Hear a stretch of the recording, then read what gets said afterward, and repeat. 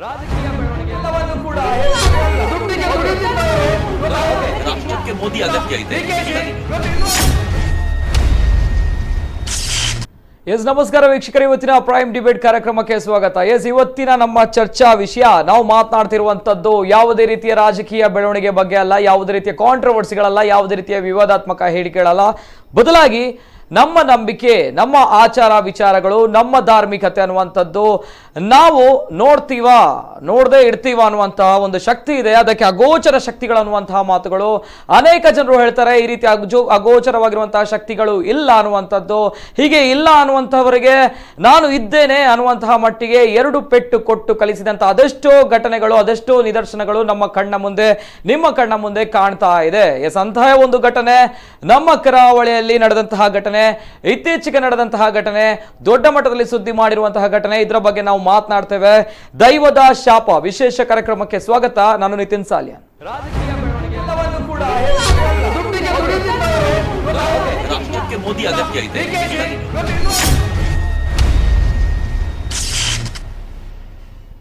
S, ನಾವು ಎಷ್ಟೇ modern and add ಆದ್ರೂ ಕೂಡ, ನಾವು ಶತಮಾನಗಳು ಕಳೆದ್ರೂ ಕೂಡ ದೇವರ ಶಕ್ತಿಗಳು ಅಥವಾ ನಂಬಿಕೆಗಳು, ಭಾವನೆಗಳು, ಎಮೋಷನ್ಗಳು, ಭಯಗಳು ಬಂದೇ ಬರುತ್ತೆ ಅನ್ನುವಂತಹ ಒಂದು ಘಟನೆಗಳು ಈಗ ಸದ್ಯಕ್ಕೆ ನಡೆದಿದೆ. ಇದರ ಬಗ್ಗೆ ನಾವು ಮಾತನಾಡ್ತೇವೆ. ಅಂಡ್ ಇವತ್ತಿನ ಚರ್ಚೆ ಪ್ರಾರಂಭ ಮಾಡೋದಕ್ಕಿಂತ ಮುಂಚೆ ಒಂದು ಕತೆ ಹೇಳ್ತೇನೆ. ಏನಪ್ಪ ಕತೆ ಅಂತ ಹೇಳಿದ್ರೆ, ಒಂದು ಊರು ಇರುತ್ತೆ. ಆ ಊರಿನ ಜನರಿಗೆ ನೆಮ್ಮದಿ ಅನ್ನುವಂಥದ್ದು ಏನೂ ಗೊತ್ತಿರಲ್ಲ. ತುಂಬಾ ಕಷ್ಟಪಡ್ತಾರೆ, ದಿನ ಕಳೀತಾ ಇರುತ್ತೆ. ಅವಾಗ ಏನಾಗುತ್ತೆ ಅಂತ ಹೇಳಿದ್ರೆ, ಅನೇಕ ಅಕಾಲಿಕ ಮರಣಗಳು ನಡೆಯುತ್ತೆ, ಮೃತ್ಯುಗಳು ನಡೆಯುತ್ತೆ, ಸುಸೈಡ್ ಮಾಡ್ಕೊಳ್ತಾರೆ, ಕೆಲವರು ಬಾವಿಗೆ ಹಾರ್ತಾರೆ. ಈ ರೀತಿ ಅನೇಕ ಅಕಾಲಿಕ ಮೃತ್ಯುಗಳು ನಡೆಯುತ್ತೆ.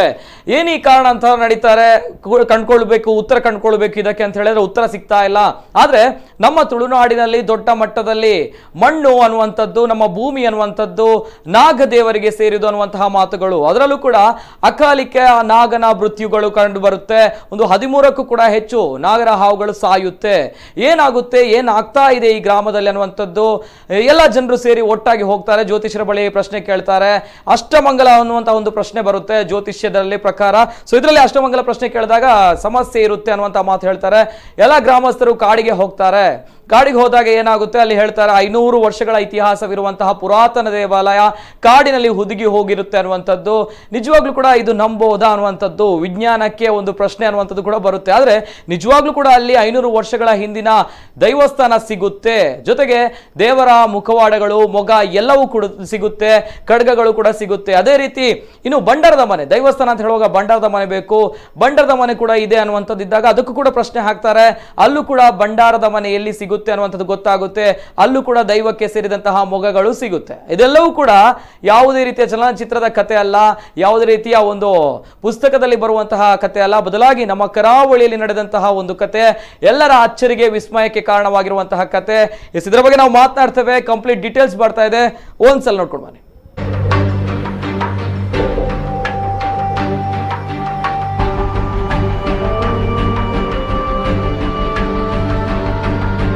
ಹೌದು, ಈ ಘಟನೆ ನಡೆದಿರುವುದು ಪರಶುರಾಮನ ಸೃಷ್ಟಿಯ ತುಳುನಾಡಿನಲ್ಲೇ. ತುಳುನಾಡಿನಲ್ಲಿ ದೇವರಿಗಿಂತಲೂ ದೈವಗಳಿಗೆ ಹೆಚ್ಚು ಮಹತ್ವ. ದೈವಗಳ ಜೊತೆಗೆ ಇಲ್ಲಿ ಮಣ್ಣು ನಾಗನಿಗೆ ಸೇರಿತ್ತು ಎನ್ನುವ ನಂಬಿಕೆಯೂ ಇದೆ. ಈ ಕಾರಣಕ್ಕಾಗಿಯೇ ಇಲ್ಲಿನ ಜನರಿಗೆ ದೇವರಿಗಿಂತಲೂ ದೈವದ ಬಗ್ಗೆ ಅಪಾರ ಭಕ್ತಿ.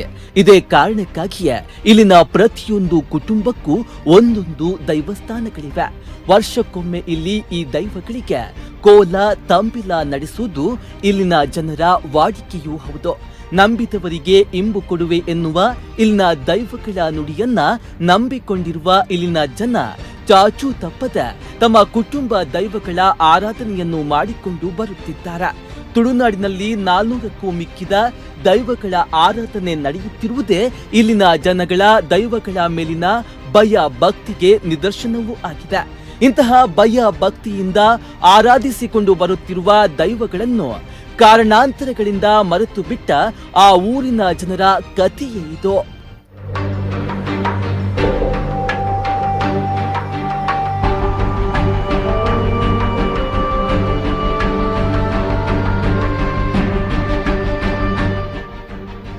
ದಕ್ಷಿಣ ಕನ್ನಡ ಜಿಲ್ಲೆಯ ಬಂಟ್ವಾಳ ತಾಲೂಕಿನ ಪೆರ್ನೆ ಹಾಗೂ ಬಿಳಿಯೂರು ಗ್ರಾಮಗಳಲ್ಲಿ ಕಳೆದ ಕೆಲವು ವರ್ಷಗಳಿಂದೀಚೆಗೆ ಹೆಚ್ಚಾಗಿರೋ ಜನರ ಅಪಮೃತ್ಯುಗಳು ತುಳುನಾಡಿನ ನಂಬಿಕೆಯ ಮೂಲಾಧಾರವಾದ ನಾಗಗಳ ಸಾವು ಇಲ್ಲಿನ ಜನರನ್ನ ವಿಚಲಿತರನ್ನಾಗಿ ಮಾಡಿತ್ತು.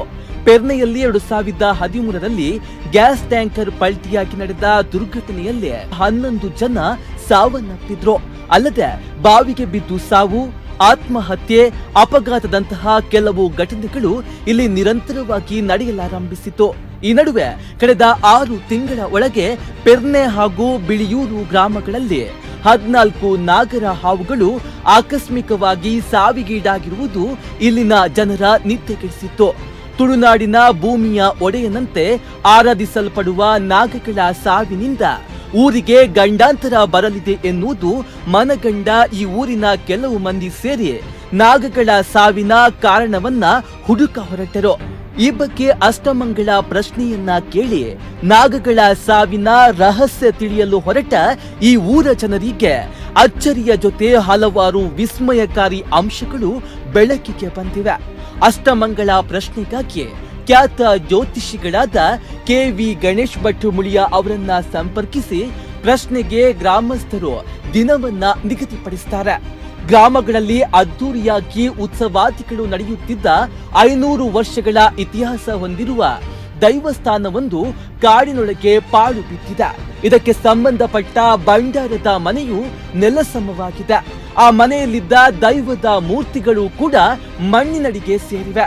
ಈ ದೈವಸ್ಥಾನದ ಪುನರುತ್ಥಾನವೇ ಗ್ರಾಮದ ಪುನರುತ್ಥಾನಕ್ಕೆ ಕಾರಣವಾಗಬಹುದು ಎನ್ನುವ ವಿಚಾರವನ್ನು ಅಷ್ಟಮಂಗಳ ಪ್ರಶ್ನೆಯ ಮೂಲಕ ಗ್ರಾಮಸ್ಥರು ಕಂಡುಕೊಂಡಿದ್ರು.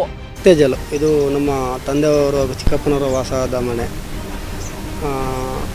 ಗತಕಾಲದ ಒಂದು ಮನೆ ಇತ್ತು. ಇಲ್ಲಿ 2 ಅಂತಸ್ತಿನ ಮನೆ ಇತ್ತು. ಹಿಂದಿನ ಕಾಲ ಸುಮಾರು ಒಂದು 500 ವರ್ಷದ ಇತಿಹಾಸ ಈ ಮನೆಗಿದೆ.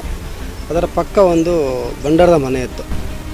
ನಾವು ಅಂದ್ಕೊಂಡಿದ್ವಿ ಇದು ನಮ್ಮ ಮನೆ, ನಮ್ಮ ಜಾಗದ ದೈವ, ನಮ್ಮ ಕುಟುಂಬದ ದೈವ ಅಂದ್ಕೊಂಡಿದ್ವಿ, ಆಚರಣೆ ಮಾಡ್ತಿದ್ವಿ. ಆದರೆ ಇಲ್ಲಿನ ಊರಿನವರಿಗೆ ಸ್ವಲ್ಪ ಅವಘಡ ಮತ್ತು ಒಂದು 13 ನಾಗರ ಸತ್ತಿದೆ ಇದೇನು ಜಾಗದಲ್ಲಿ. ಮತ್ತು ಊರಿನವ್ರಿಗೆ ತುಂಬ ಕಷ್ಟ ಬಂದಾಗ ಏನು ಅಷ್ಟಮಂಗಲ ಮೊರೆ ಹೋಗ್ತಾರೆ. ಮುಳಿಯ ಗಣೇಶ್ ಭಟ್ ಬಂದು ಅಷ್ಟಮಂಗಲ ನಡೆಸ್ತಾರೆ.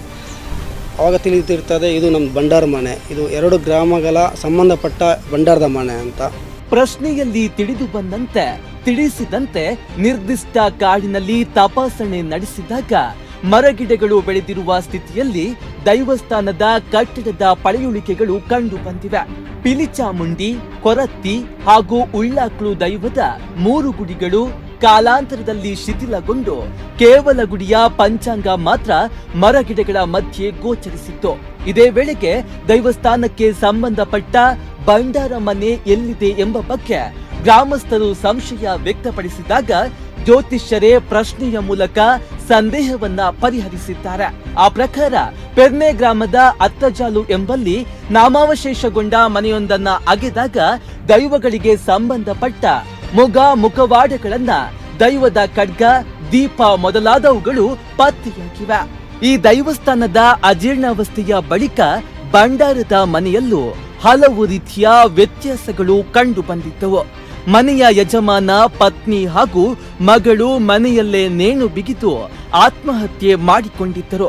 ಅಲ್ಲದೆ ಮಗನೊಬ್ಬ ಅಪಘಾತಕ್ಕೆ ಸಿಲುಕಿ ಸಾವನ್ನಪ್ಪಿದ್ದ. ಈ ನಡುವೆ ಯಜಮಾನನು ಅನಾರೋಗ್ಯ ಹೊಂದಿ ಸಾವನ್ನಪ್ಪಿದ್ದರು. ಯಜಮಾನನ 6 ಮಂದಿ ಮಕ್ಕಳಲ್ಲಿ 3 ಅಸಹಜ ರೀತಿಯಲ್ಲಿ ಸಾವನ್ನಪ್ಪಿದ್ರೆ ಇನ್ನು 3 ಮಕ್ಕಳು ಈ ಮನೆಯಲ್ಲಿ ನೆಮ್ಮದಿ ಇಲ್ಲ ಎನ್ನುವ ಕಾರಣಕ್ಕೆ ಮನೆ ಬಿಟ್ಟು ಕೆದಿಲ ಗ್ರಾಮಕ್ಕೆ ವಲಸೆ ಹೋಗಿದ್ದರು. ಮನೆಯಲ್ಲಿದ್ದ ಸದಸ್ಯರಿಗೆ ಆ ಮನೆಯಲ್ಲಿ ದೈವಗಳ ಭಂಡಾರವಿರುವುದು ಗೊತ್ತಿದ್ದರೂ ಅದು ಊರಿಗೆ ಸಂಬಂಧಪಟ್ಟ ದೈವಗಳು ಎನ್ನುವುದು ಗೊತ್ತಿರಲಿಲ್ಲ. ಆ ಕಾರಣಕ್ಕಾಗಿಯೇ ದೈವಗಳಿಗೆ ತಾಂಬೂಲವನ್ನ ನೀಡುವುದನ್ನ ಬಿಟ್ಟು ಉಳಿದ ಕಾರ್ಯಗಳನ್ನು ನಡೆಸುತ್ತಿರಲಿಲ್ಲ. ಮನೆಯ ಹಿರಿಯ ವ್ಯಕ್ತಿ ಸಾವನ್ನಪ್ಪಿದ ಬಳಿಕ ಮನೆ ಪಾಳು ಬಿದ್ದಿದ್ದು ಮನೆಯ ಜೊತೆಗೆ ಆರಾಧಿಸಿಕೊಂಡು ಬರಲಾಗುತ್ತಿದ್ದ ದೈವದ ಮುಖವಾಡ ಸೇರಿದಂತೆ ಇತರ ಆಭರಣಗಳು ಮಣ್ಣು ಪಾಲಾಗಿದ್ದವು. ಭಂಡಾರದ ಮನೆಯಲ್ಲಿ ಸಿಕ್ಕಿದ ದೈವಗಳು ಪೆರ್ನೆ ಹಾಗೂ ಬಿಳಿಯೂರು ಗ್ರಾಮಕ್ಕೆ ಸಂಬಂಧಪಟ್ಟಿದ್ದು ಎನ್ನುವುದು ಇದೀಗ ಅಷ್ಟಮಂಗಳ ಪ್ರಶ್ನೆಯಿಂದ ತಿಳಿದು ಬಂದಿದೆ. ಇದೀಗ ಈ ದೈವಗಳ ಆರಾಧನೆಗೆ ಈ ಊರಿನ ಜನ ನಿರ್ಧರಿಸಿದ್ದಾರೆ. ತನ್ನನ್ನು ಮರೆತ ಜನರಿಗೆ ತನ್ನ ಇರುವಿಕೆಯನ್ನ ಪ್ರಸ್ತುತಪಡಿಸಿದ ದೈವದ ಸೇಡು ಇದೀಗ ಆ ಊರಿನ ಜನರಲ್ಲಿ ದೈವದ ನಂಬಿಕೆಯನ್ನು ಮತ್ತಷ್ಟು ಹೆಚ್ಚಿಸಿದೆ. Bantwal ನಮಕುಲ news 24x7.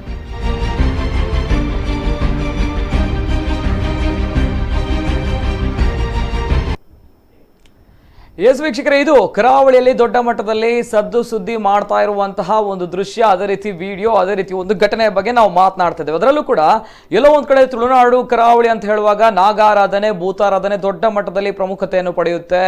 ಇಲ್ಲಿಯ ಜನರು ದೇವರನ್ನು ಎಷ್ಟು ನಂಬ್ತಾರೆ ಇಲ್ವೋ ಗೊತ್ತಿಲ್ಲ, ಆದ್ರೆ ದೈವ ಅನ್ನುವಂಥದ್ದು ನಂಬಲೇಬೇಕು ಅನ್ನುವಂಥದ್ದು, ಪ್ರತಿಯೊಂದು ಕುಟುಂಬಗಳಿಗೂ ಕೂಡ ದೈವ ಇರಲೇಬೇಕು, ಊರಿಗೂ ಕೂಡ ದೈವ ಇರಲೇಬೇಕು ಅನ್ನುವಂಥದ್ದು, ಅದರಲ್ಲೂ ಕೂಡ ನಾಗಾರಾಧನೆ ಮಾಡಲೇಬೇಕು ಅನ್ನುವಂಥದ್ದು ಎಲ್ಲೋ ಒಂದ್ ಕಡೆ ನಮ್ಮ ನಂಬಿಕೆ, ಆಚಾರ ವಿಚಾರಗಳು, ಇದನ್ನೆಲ್ಲ ನೋಡುವಾಗ ವಿಜ್ಞಾನಕ್ಕೂ ಕೂಡ ಸವಾಲಾಗುತ್ತೆ. ಇದೆಲ್ಲವೂ ಕೂಡ ನಾವು ಇವತ್ತಿನ ಕಾರ್ಯಕ್ರಮದಲ್ಲಿ ಮಾತನಾಡ್ತೇವೆ. ಎಲ್ಲೋ ಒಂದ್ ಕಡೆ ಆರೋಗ್ಯಕರವಾಗಿರುವಂತಹ ಚರ್ಚೆ ಇರಲಿ ಅನ್ನುವಂತಹ ಕಾರಣಕ್ಕೆ ಇವತ್ತಿನ ಈ ಒಂದು ಕಾರ್ಯಕ್ರಮದಲ್ಲಿ, ಪ್ರೈಮ್ ಟೈಮ್ ಕಾರ್ಯಕ್ರಮದಲ್ಲಿ ಈ ಕಾರ್ಯಕ್ರಮ ನಾವು ಆಯೋಜನೆ ಮಾಡ್ತಾ ಇದ್ದೇವೆ. ಅಂದ್ರೆ ಅನೇಕ ಜನರು ಹೇಳ್ತಾರೆ ವಿಜ್ಞಾನ ಬೆಳೀತಾ ಇದೆ, ಆ ರೀತಿ ಆಗುತ್ತೆ, ಈ ರೀತಿ ಆಗುತ್ತೆ ಅನ್ನೋದಾದ್ರೆ 500 ವರ್ಷಗಳ ಹಿಂದಿನ ಒಂದು ದೈವಸ್ಥಾನ ಸಿಗುತ್ತೆ ಅಂತ ಇದ್ರೆ ಎಕ್ಸಾಕ್ಟ್ ಕರೆಕ್ಟ್ ಟೈಮಲ್ಲಿ ಅವರು ಹೇಳಿದಂತಹ ಪ್ಲೇಸ್ಗಳಲ್ಲಿ, ಅದೇ ಜಾಗದಲ್ಲಿ ಈ ರೀತಿ ಸಿಗುತ್ತೆ. ಇನ್ನೊಂದು ಕಡೆ ಭಂಡಾರ ಮನೆ ಕೂಡ ಸಿಗುತ್ತೆ.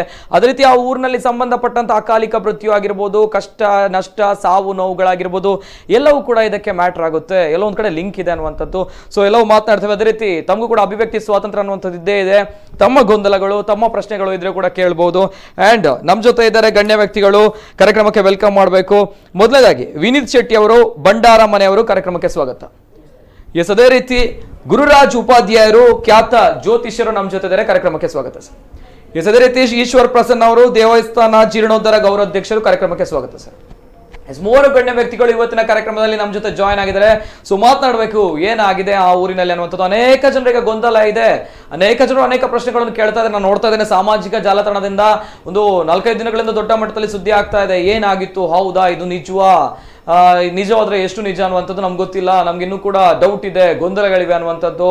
ಅಂಥದ್ದು ಕೂಡ ಏನಿಲ್ಲ. ನಮ್ಮ ನಂಬಿಕೆ, ನಮ್ಮ ಭಯ, ನಮ್ಮ ಭಕ್ತಿ, ನಮ್ಮ ಆಚಾರ ವಿಚಾರಗಳು, ನಮ್ಮ ಧಾರ್ಮಿಕತೆ ಅನ್ನುವಂಥದ್ದು. ಸೊ ಡೈರೆಕ್ಟ್ ಆಗಿ ಕೇಳಬೇಕು, ಭಂಡಾರ ಮನೆಯವರು ವಿನೀತ್ ಶೆಟ್ಟಿ ಅವ್ರ ಜೊತೆ ಏನ್ ಹೇಳ್ತೀರಾ ಸರ್ ಈ ಒಂದು ಘಟನೆ ಬಗ್ಗೆ? ನಾನು ಎಲ್ಲೋ ಒಂದ್ ಕಡೆ ನೋಡಿದೆ, ಅದ್ರ ಬಗ್ಗೆ ಮಾತನಾಡ್ತೇನೆ. ಬಿಫೋರ್ ದಟ್ ಏನ್ ಹೇಳ್ತೀರಾ ಸರ್ ವಿನೀತ್ ಶೆಟ್ಟಿ ಅವರು? ನಮಸ್ತೆ. ಎಸ್, ಏನು ಪೆರ್ನೆ ಗ್ರಾಮದವರು ಒಂದು ಅಷ್ಟಮಂಗಲ ಕಷ್ಟ ಬಂದಾಗ ಅಷ್ಟಮಂಗಲ ಮೊರೆ ಹಾಕ್ತಾರೆ. ಒಂದು ಕಡೆ ಅಷ್ಟಮಂಗಲ ಇಡ್ತಾರೆ. ಅಷ್ಟಮಂಗಲಲ್ಲಿ ಅವರು ಗಣೇಶ್ ಭಟ್ ಹೇಳಿದಂತೆ ಒಂದು ಜಾಗದಲ್ಲಿ ದೈವಸ್ಥಾನ ಇದೆ. ಒಂದು 500 ವರ್ಷ ಹಳೆದಾದ ದೈವಸ್ಥಾನ ಇದೆ. ಆ ದೈವಸ್ಥಾನಕ್ಕೆ ನಮ್ಮ ಮನೆಯಿಂದ ಭಂಡಾರ ಬರ್ತಿತ್ತಂತೆ. ಅಂದ್ರೆ 300 ವರ್ಷದ ಹಿಂದೆ ಬರ್ತಿತ್ತಂತೆ. ಕ್ರಮೇಣ ನಮ್ಮ ಅಜ್ಜನ ಕಾಲದಿಂದ ಅದು ನಿಂತೋಗಿದೆ. ಮತ್ತೆ ಅದನ್ನು ಸ್ಟಾರ್ಟ್ ಮಾಡಬೇಕಂತ ಅವರು ನಮಗೆ ತಿಳಿಸ್ತಾರೆ. ಓಕೆ ನಾನು ಕೇಳುವಂಥದ್ದು ಒಂದು ನಮಗೆ ಸಿಕ್ಕಿರುವಂತಹ ಇನ್ಫಾರ್ಮೇಶನ್, ಮಾಹಿತಿಯ ಪ್ರಕಾರ ತಾವು ಕೂಡ ನೋಡಿದ್ರಿ, ಆ ಒಂದು ದೈವದ ಭಂಡಾರ ಮನೆಯಲ್ಲಿ ಅನೇಕ ಕಷ್ಟಗಳು ಬರುತ್ತೆ. ಯಜಮಾನ ಆಗಿರ್ಬೋದು, ಯಜಮಾನನ ಪತ್ನಿ ಆಗಿರ್ಬೋದು, ಮಕ್ಕಳಾಗಿರ್ಬೋದು, ಅಕಾಲಿಕ ಮರಣವನ್ನು ಕಾಣ್ತಾರೆ ಅಲ್ವಾ? ಸೊ ತಾವು ಕೂಡ ಅದೇ ಕುಟುಂಬಕ್ಕೆ ಸೇರಿದವರು ಅನ್ನುವಂಥದ್ದು. ಯಾರು ಅಂತ ಹೇಳಿದ್ರೆ ಅಲ್ಲಿ 3 ಜನರು ಮನೆ ಬಿಟ್ಟು ಹೋಗ್ತಾರೆ. ಅಂದ್ರೆ ಈ ಮನೆಯಲ್ಲಿ ಶಾಂತಿ ಇಲ್ಲ, ನೆಮ್ಮದಿ ಇಲ್ಲ ಅನ್ನುವಂತಹ ಮಾತುಗಳು ಅಲ್ವಾ? 3 ಜನರು ಯಾರು ಅಂತ ಹೇಳಿ? ಒಂದೊಂದು ತಂದೆ, ಓಕೆ, ಒಂದು ತಂದೆ, ಅಕ್ಕ ಮತ್ತು ಚಿಕ್ಕಪ್ಪ, 3 ಮಂದಿ. ನನ್ನ ಅಜ್ಜನಿಗೆ 6 ಮಂದಿ ಮಕ್ಕಳು, 3 ಮಂದಿ ಅದೇ ಅಕಾಲಿಕ ಮರಣ ಅಂತಾರೆ. ನನ್ನ ತಂದೆ ನಮ್ಮ ಅಮ್ಮನ ಜಾಗದಲ್ಲಿ ಮನೆ ಕಟ್ತಾರೆ. ಮತ್ತು ಚಿಕ್ಕಪ್ಪ ಬಂದು ದೂರದ ಮುಂಬೈಯಲ್ಲಿ ವಾಸ ಆಗ್ತಾರೆ. ಅಲ್ಲಿ ಒಂದು ಮನೆ ಇತ್ತು, 2 ಅಂತಸ್ತಿನ ಮನೆ ಇತ್ತು. ನಾವು ಅಲ್ಲಿ ಏನು ಊರನ್ನು ಹೇಳ್ತಿದ್ದೆ, ಅಲ್ಲಿ ಭೂತ ಇದೆ ಅಂತ ನಾವು ಅಂದ್ಕೊಂಡಿದ್ವಿ, ಅದು ನಮ್ಮ ಜಾಗದ ಭೂತ ಅಂತ. ಕ್ರಮೇಣ ಏನು ನನ್ನ ತಂದೆ ಅಲ್ಲಿಂದ ಇಲ್ಲಿ ಬರ್ತಾರೆ, ಆಚರಣೆ ನಿಂತು ಹೋಗ್ತದೆ ಅಲ್ಲಿ. ನಾವು ಹೋಗದೆ ಅಂದರೆ ಅಪರೂಪ ವರ್ಷಕ್ಕೊಮ್ಮೆ ಹೋಗಿ ಬರ್ತಿದ್ವಿ. ಏನು ಅಷ್ಟಮಂಗಲ ಮೂಲಕ ನಮಗೆ ಗೊತ್ತಾಗ್ತದೆ ಅದು ಇಡೀ ಗ್ರಾಮಕ್ಕೆ ಸಂಬಂಧಪಟ್ಟ ಅಂತ. ನಮಗೆ ಅದು ಈಗ ಗೊತ್ತಾಗಿದೆ ಅಷ್ಟೇ. ಎಸ್. ಓಕೆ, ಈಗ ತಾವುಗಳು ಎಲ್ಲಿದ್ದೀರಾ ಅಂತ ಹೇಳಿ? ನಾವೀಗ ದೂರದೊಂದು ಅಲ್ಲಿ ಪಕ್ಕದ ಊರಲ್ಲಿ ಪೆರಾಜಿ ಅಂತ ಗ್ರಾಮದಲ್ಲಿ ಅಲ್ಲಿ ವಾಸವಾಗಿದ್ದೇವೆ. ಓಕೆ, ಮನೆಯಲ್ಲಿ ನೆಮ್ಮದಿ ಇಲ್ಲ, ಶಾಂತಿ ಇಲ್ಲ, ಎಲ್ಲ ಕಷ್ಟ ನಷ್ಟ ಆಗುತ್ತೆ ಅಂತ ಹೇಳಿ ತಮ್ಮ ತಂದೆಯವರು ಬಂದದಲ್ವಾ? ಹೌದು, ಹಾಗೆ ಬಂದದ್ದು. Okay, right. ಎಸ್, ಅದೇ ರೀತಿ ದೈವಸ್ಥಾನ ಜೀರ್ಣೋದ್ಧಾರ ಗೌರವಾಧ್ಯಕ್ಷರು ಈಶ್ವರ್ ಪ್ರಸನ್ನ ಅವರು ಇದ್ದಾರೆ. ಸರ್ ಏನ್ ಹೇಳ್ತೀರಾ ಅಂತ ಹೇಳಿ? ನಮಸ್ತೆ. Yes sir.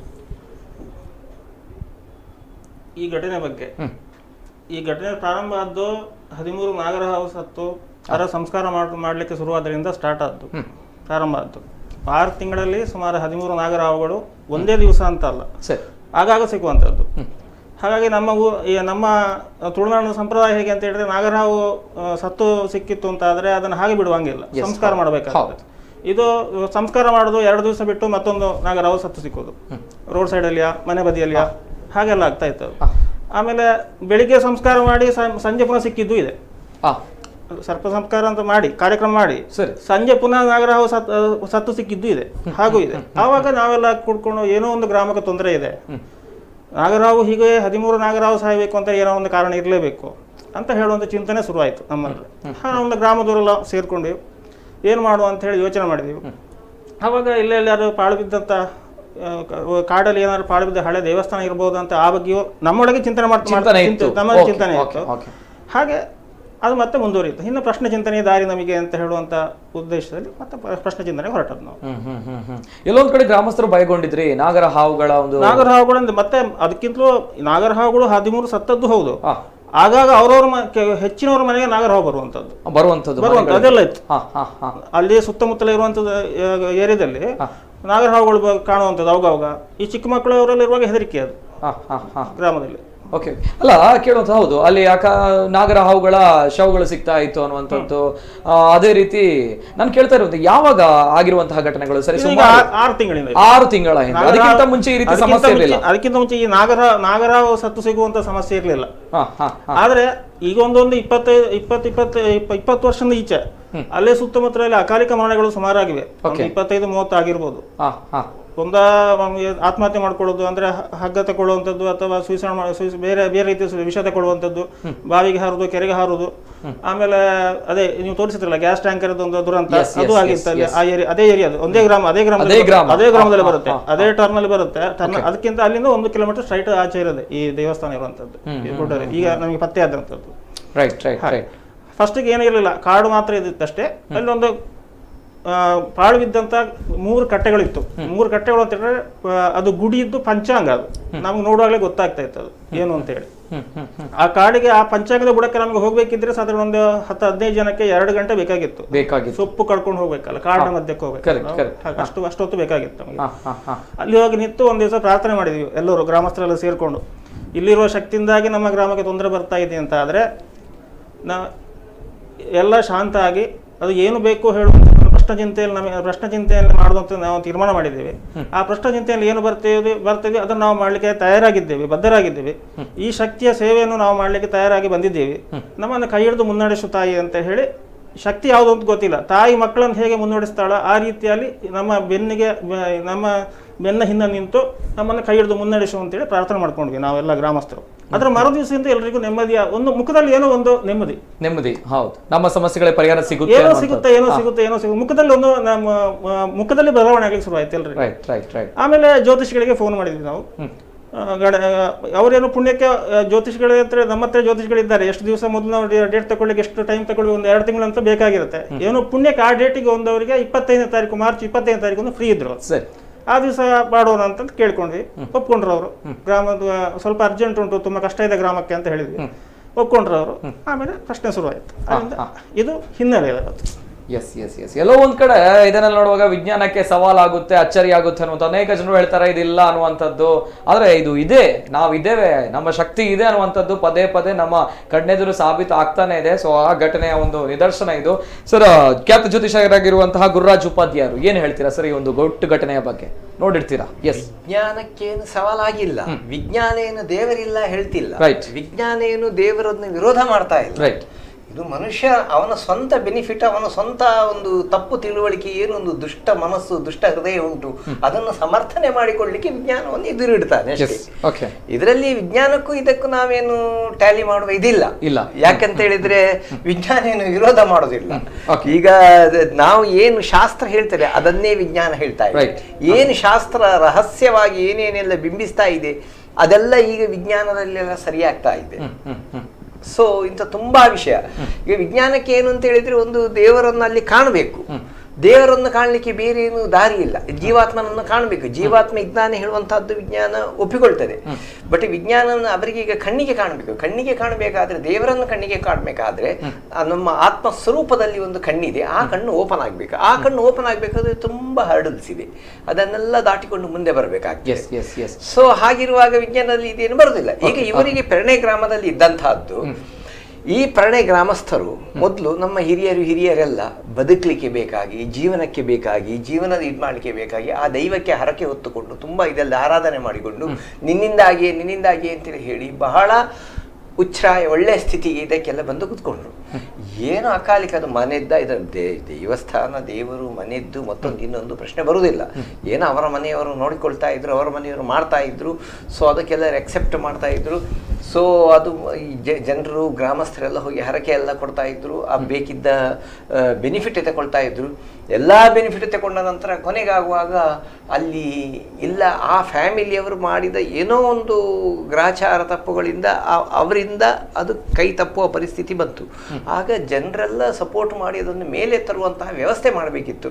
ಆ ವ್ಯವಸ್ಥೆ ಮಾಡಲಿಲ್ಲ, ಅವರು ಮಾಡಲಿಲ್ಲ, ಇವರು ಮಾಡಲಿಲ್ಲ. ನಿಮಗೆ ನಾನು ಬುದ್ಧಿ ಕಲಿಸ್ತೇನೆ ಅಂತೇಳಿ ಹೇಳಿ ದೈವ ಒಂದು ವಿಚಾರವನ್ನು ಹೀಗೆಲ್ಲ ಮಾಡ್ತಾರೆ. ಅದಕ್ಕೊಂದು ಯಾವುದೋ ಒಂದು ತಾಳ್ಮೆಗೆ ಒಂದು ಮಿತಿ ಇರ್ತದೆ. ನನ್ನ ಮಕ್ಕಳು, ದೈವಕ್ಕೆ ಇರ್ತದೆ, ನನ್ನ ಮಕ್ಕಳು ನನ್ನಿಂದಾಗಿ ಉದ್ಧಾರ ಆದವರು, ನನ್ನಿಂದಾಗಿ ಇದಾದವರು, ಅವರನ್ನು ನಾನು ತೊಂದರೆ ಮಾಡಬಾರ್ದು ಅಂತೇಳಿ ತಡ್ಕೊಂಡಿಟ್ಟು ಇದೀಗ ನಾಡ್ದು ಪತ್ತನಾಜೆ, ನಂತರ ದೈವದ ಕೆಲಸ ಆಗುದಿಲ್ಲ ನಮ್ಮ ಸಂಸ್ಕೃತಿ ಪ್ರಕಾರ.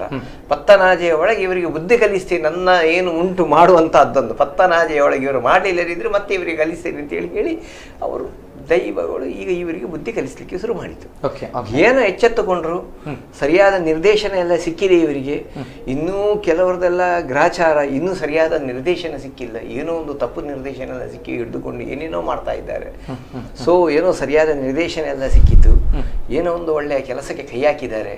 ಇದರಿಂದ ಇನ್ನು ಮುಂದೆ ಶಾಂತಿ ಆಗ್ತದೆ, ಇದಕ್ಕೆ ಊರಿಗೆ ಉದ್ಧಾರ ಆಗ್ತದೆ ಡೆಫಿನೆಟ್. ಮತ್ತೆ ಯಾಕಂತ ಹೇಳಿದ್ರೆ ಅದನ್ನು ನೀವು ಅಲ್ಲಿ ಟ್ಯಾಂಕರ್ ಬಿದ್ದದ್ದು ಇದೇ ಉಪದ್ರದಿಂದ ಬಿದ್ದದ್ದು, ಬೇರೆ ಏನಲ್ಲ. ಇದನ್ನು ತಾವು ಕೂಡ ಅದನ್ನು ಒಪ್ತೀರಾ? ಖಂಡಿತ. ಯಾಕಂತ ಹೇಳಿದ್ರೆ ಇಲ್ಲಿ ಏರ್ಪೋರ್ಟ್ ಅಲ್ಲಿ 153 ಜನ ಸತ್ರು. ಅದಕ್ಕೆ ಮತ್ತೊಂದಕ್ಕೆ ನೀವು ಇದಕ್ಕೆಲ್ಲ ಟ್ಯಾಲಿ ಮಾಡಬೇಡ ಹೇಳಿದ್ರು. ಅದು ವರ್ಷಕ್ಕೆ 2-3 ಸಾಯ್ಬೇಕಿತ್ತು, ಒಂದೇ ಸಲ ತೆಗ್ದ. ಇನ್ನೊಂದು 50 ವರ್ಷ ಮುಗೀತು ಅವನ ಟಾರ್ಗೆಟ್. ಇನ್ನೊಂದು 50 ವರ್ಷದ ನಂತರ ಇನ್ನೊಂದ್ಸಲ, ಇನ್ನೊಂದು 25-30 ವರ್ಷದ ನಂತರ ಇನ್ನೊಂದ್ಸಲ ಏನೋ ಮಾಡ್ತಾನೆ ಮಗಡ.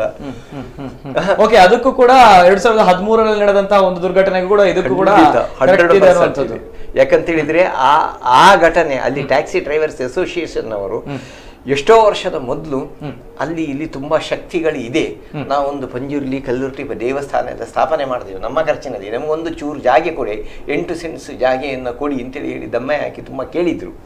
ಅದು ಏರ್ಪೋರ್ಟ್ ಅಥಾರಿಟಿ ಆವಾಗ ಒಪ್ಪಿಲ್ಲ, ಅದನ್ನು ಕೊಡುದಿಲ್ಲ ಅಂತೇಳಿ ಹೇಳಿದ್ರು. ಕೊನೆಗೆ ಇಷ್ಟಾದ ನಂತರ ಸಮೇತ ಅರ್ಧ ಎಚ್ಚೆತ್ತುಕೊಂಡಿದ್ದಾರೆ, ಅರ್ಧ ಎಚ್ಚೆತ್ತುಕೊಂಡಿಲ್ಲ. ಅದು ಅಧಿಕಾರಿಗಳ ನಮ್ಮ ದೌರ್ಭಾಗ್ಯ, ಅದಕ್ಕೆ ನಾವೇನು ಮಾಡ್ಲಿಕ್ಕೆ ಆಗುದಿಲ್ಲ. ಯಾಕಂತ ಹೇಳಿದ್ರೆ ಅಧಿಕಾರಿಗಳು ಎಲ್ಲವನ್ನೂ ಕೇಳ್ತಾರೆ, ಈ ಶ್ರದ್ಧಾಭಕ್ತಿಯನ್ನು ಮಾತ್ರ ಕೇಳೋಲ್ಲ. ಇದರ ಮೇಲೆ ಮಾತ್ರ ಅವರಿಗೆ ವಿಶ್ವಾಸ ಇಲ್ಲ, ಬೇರೆ ಎಲ್ಲದರ ಮೇಲೆ ವಿಶ್ವಾಸ ಉಂಟು. ಒಬ್ಬ ಪೊಲಿಟಿಷಿಯನ್ ಫೋನ್ ಮಾಡಿದ್ರೆ ಕೇಳಬೇಕು, ಅವರಿಗೆ ಮೇಲ್ ಆಫೀಸರ್ ಫೋನ್ ಮಾಡಿದ್ರೆ ಕೇಳಬೇಕು, ಎಲ್ಲ ಮಾಡಬೇಕು. ಬರ್ತೇನೆ ಸರ್. ಅದೇ ರೀತಿ ನಾವು ಮಾತನಾಡ್ತಿದ್ವಿ, ವಿನೀತ್ ಶೆಟ್ಟಿ ಅವರು ನಮ್ಮ ಜೊತೆ ಇದ್ದಾರೆ. ಎಲ್ಲೋ ಒಂದ್ ಕಡೆ ಬಂಡಾರದ ಮನೆ ಇತ್ತು ಅನ್ನೋದು, ತಮ್ಮ ಮನೆಯಲ್ಲಿ ಯಾರು ಇಲ್ಲ, ಅದು ಕೂಡ ಬಂಡಾರದ ಮನೆ ಇತ್ತು, ಅಲ್ಲಿ ಬಂಡಾರದ ಮನೆ ಇದೆ ಅನ್ನೋದು ನಮ್ಗೆ ಗೊತ್ತಿತ್ತು ಅಲ್ವಾ?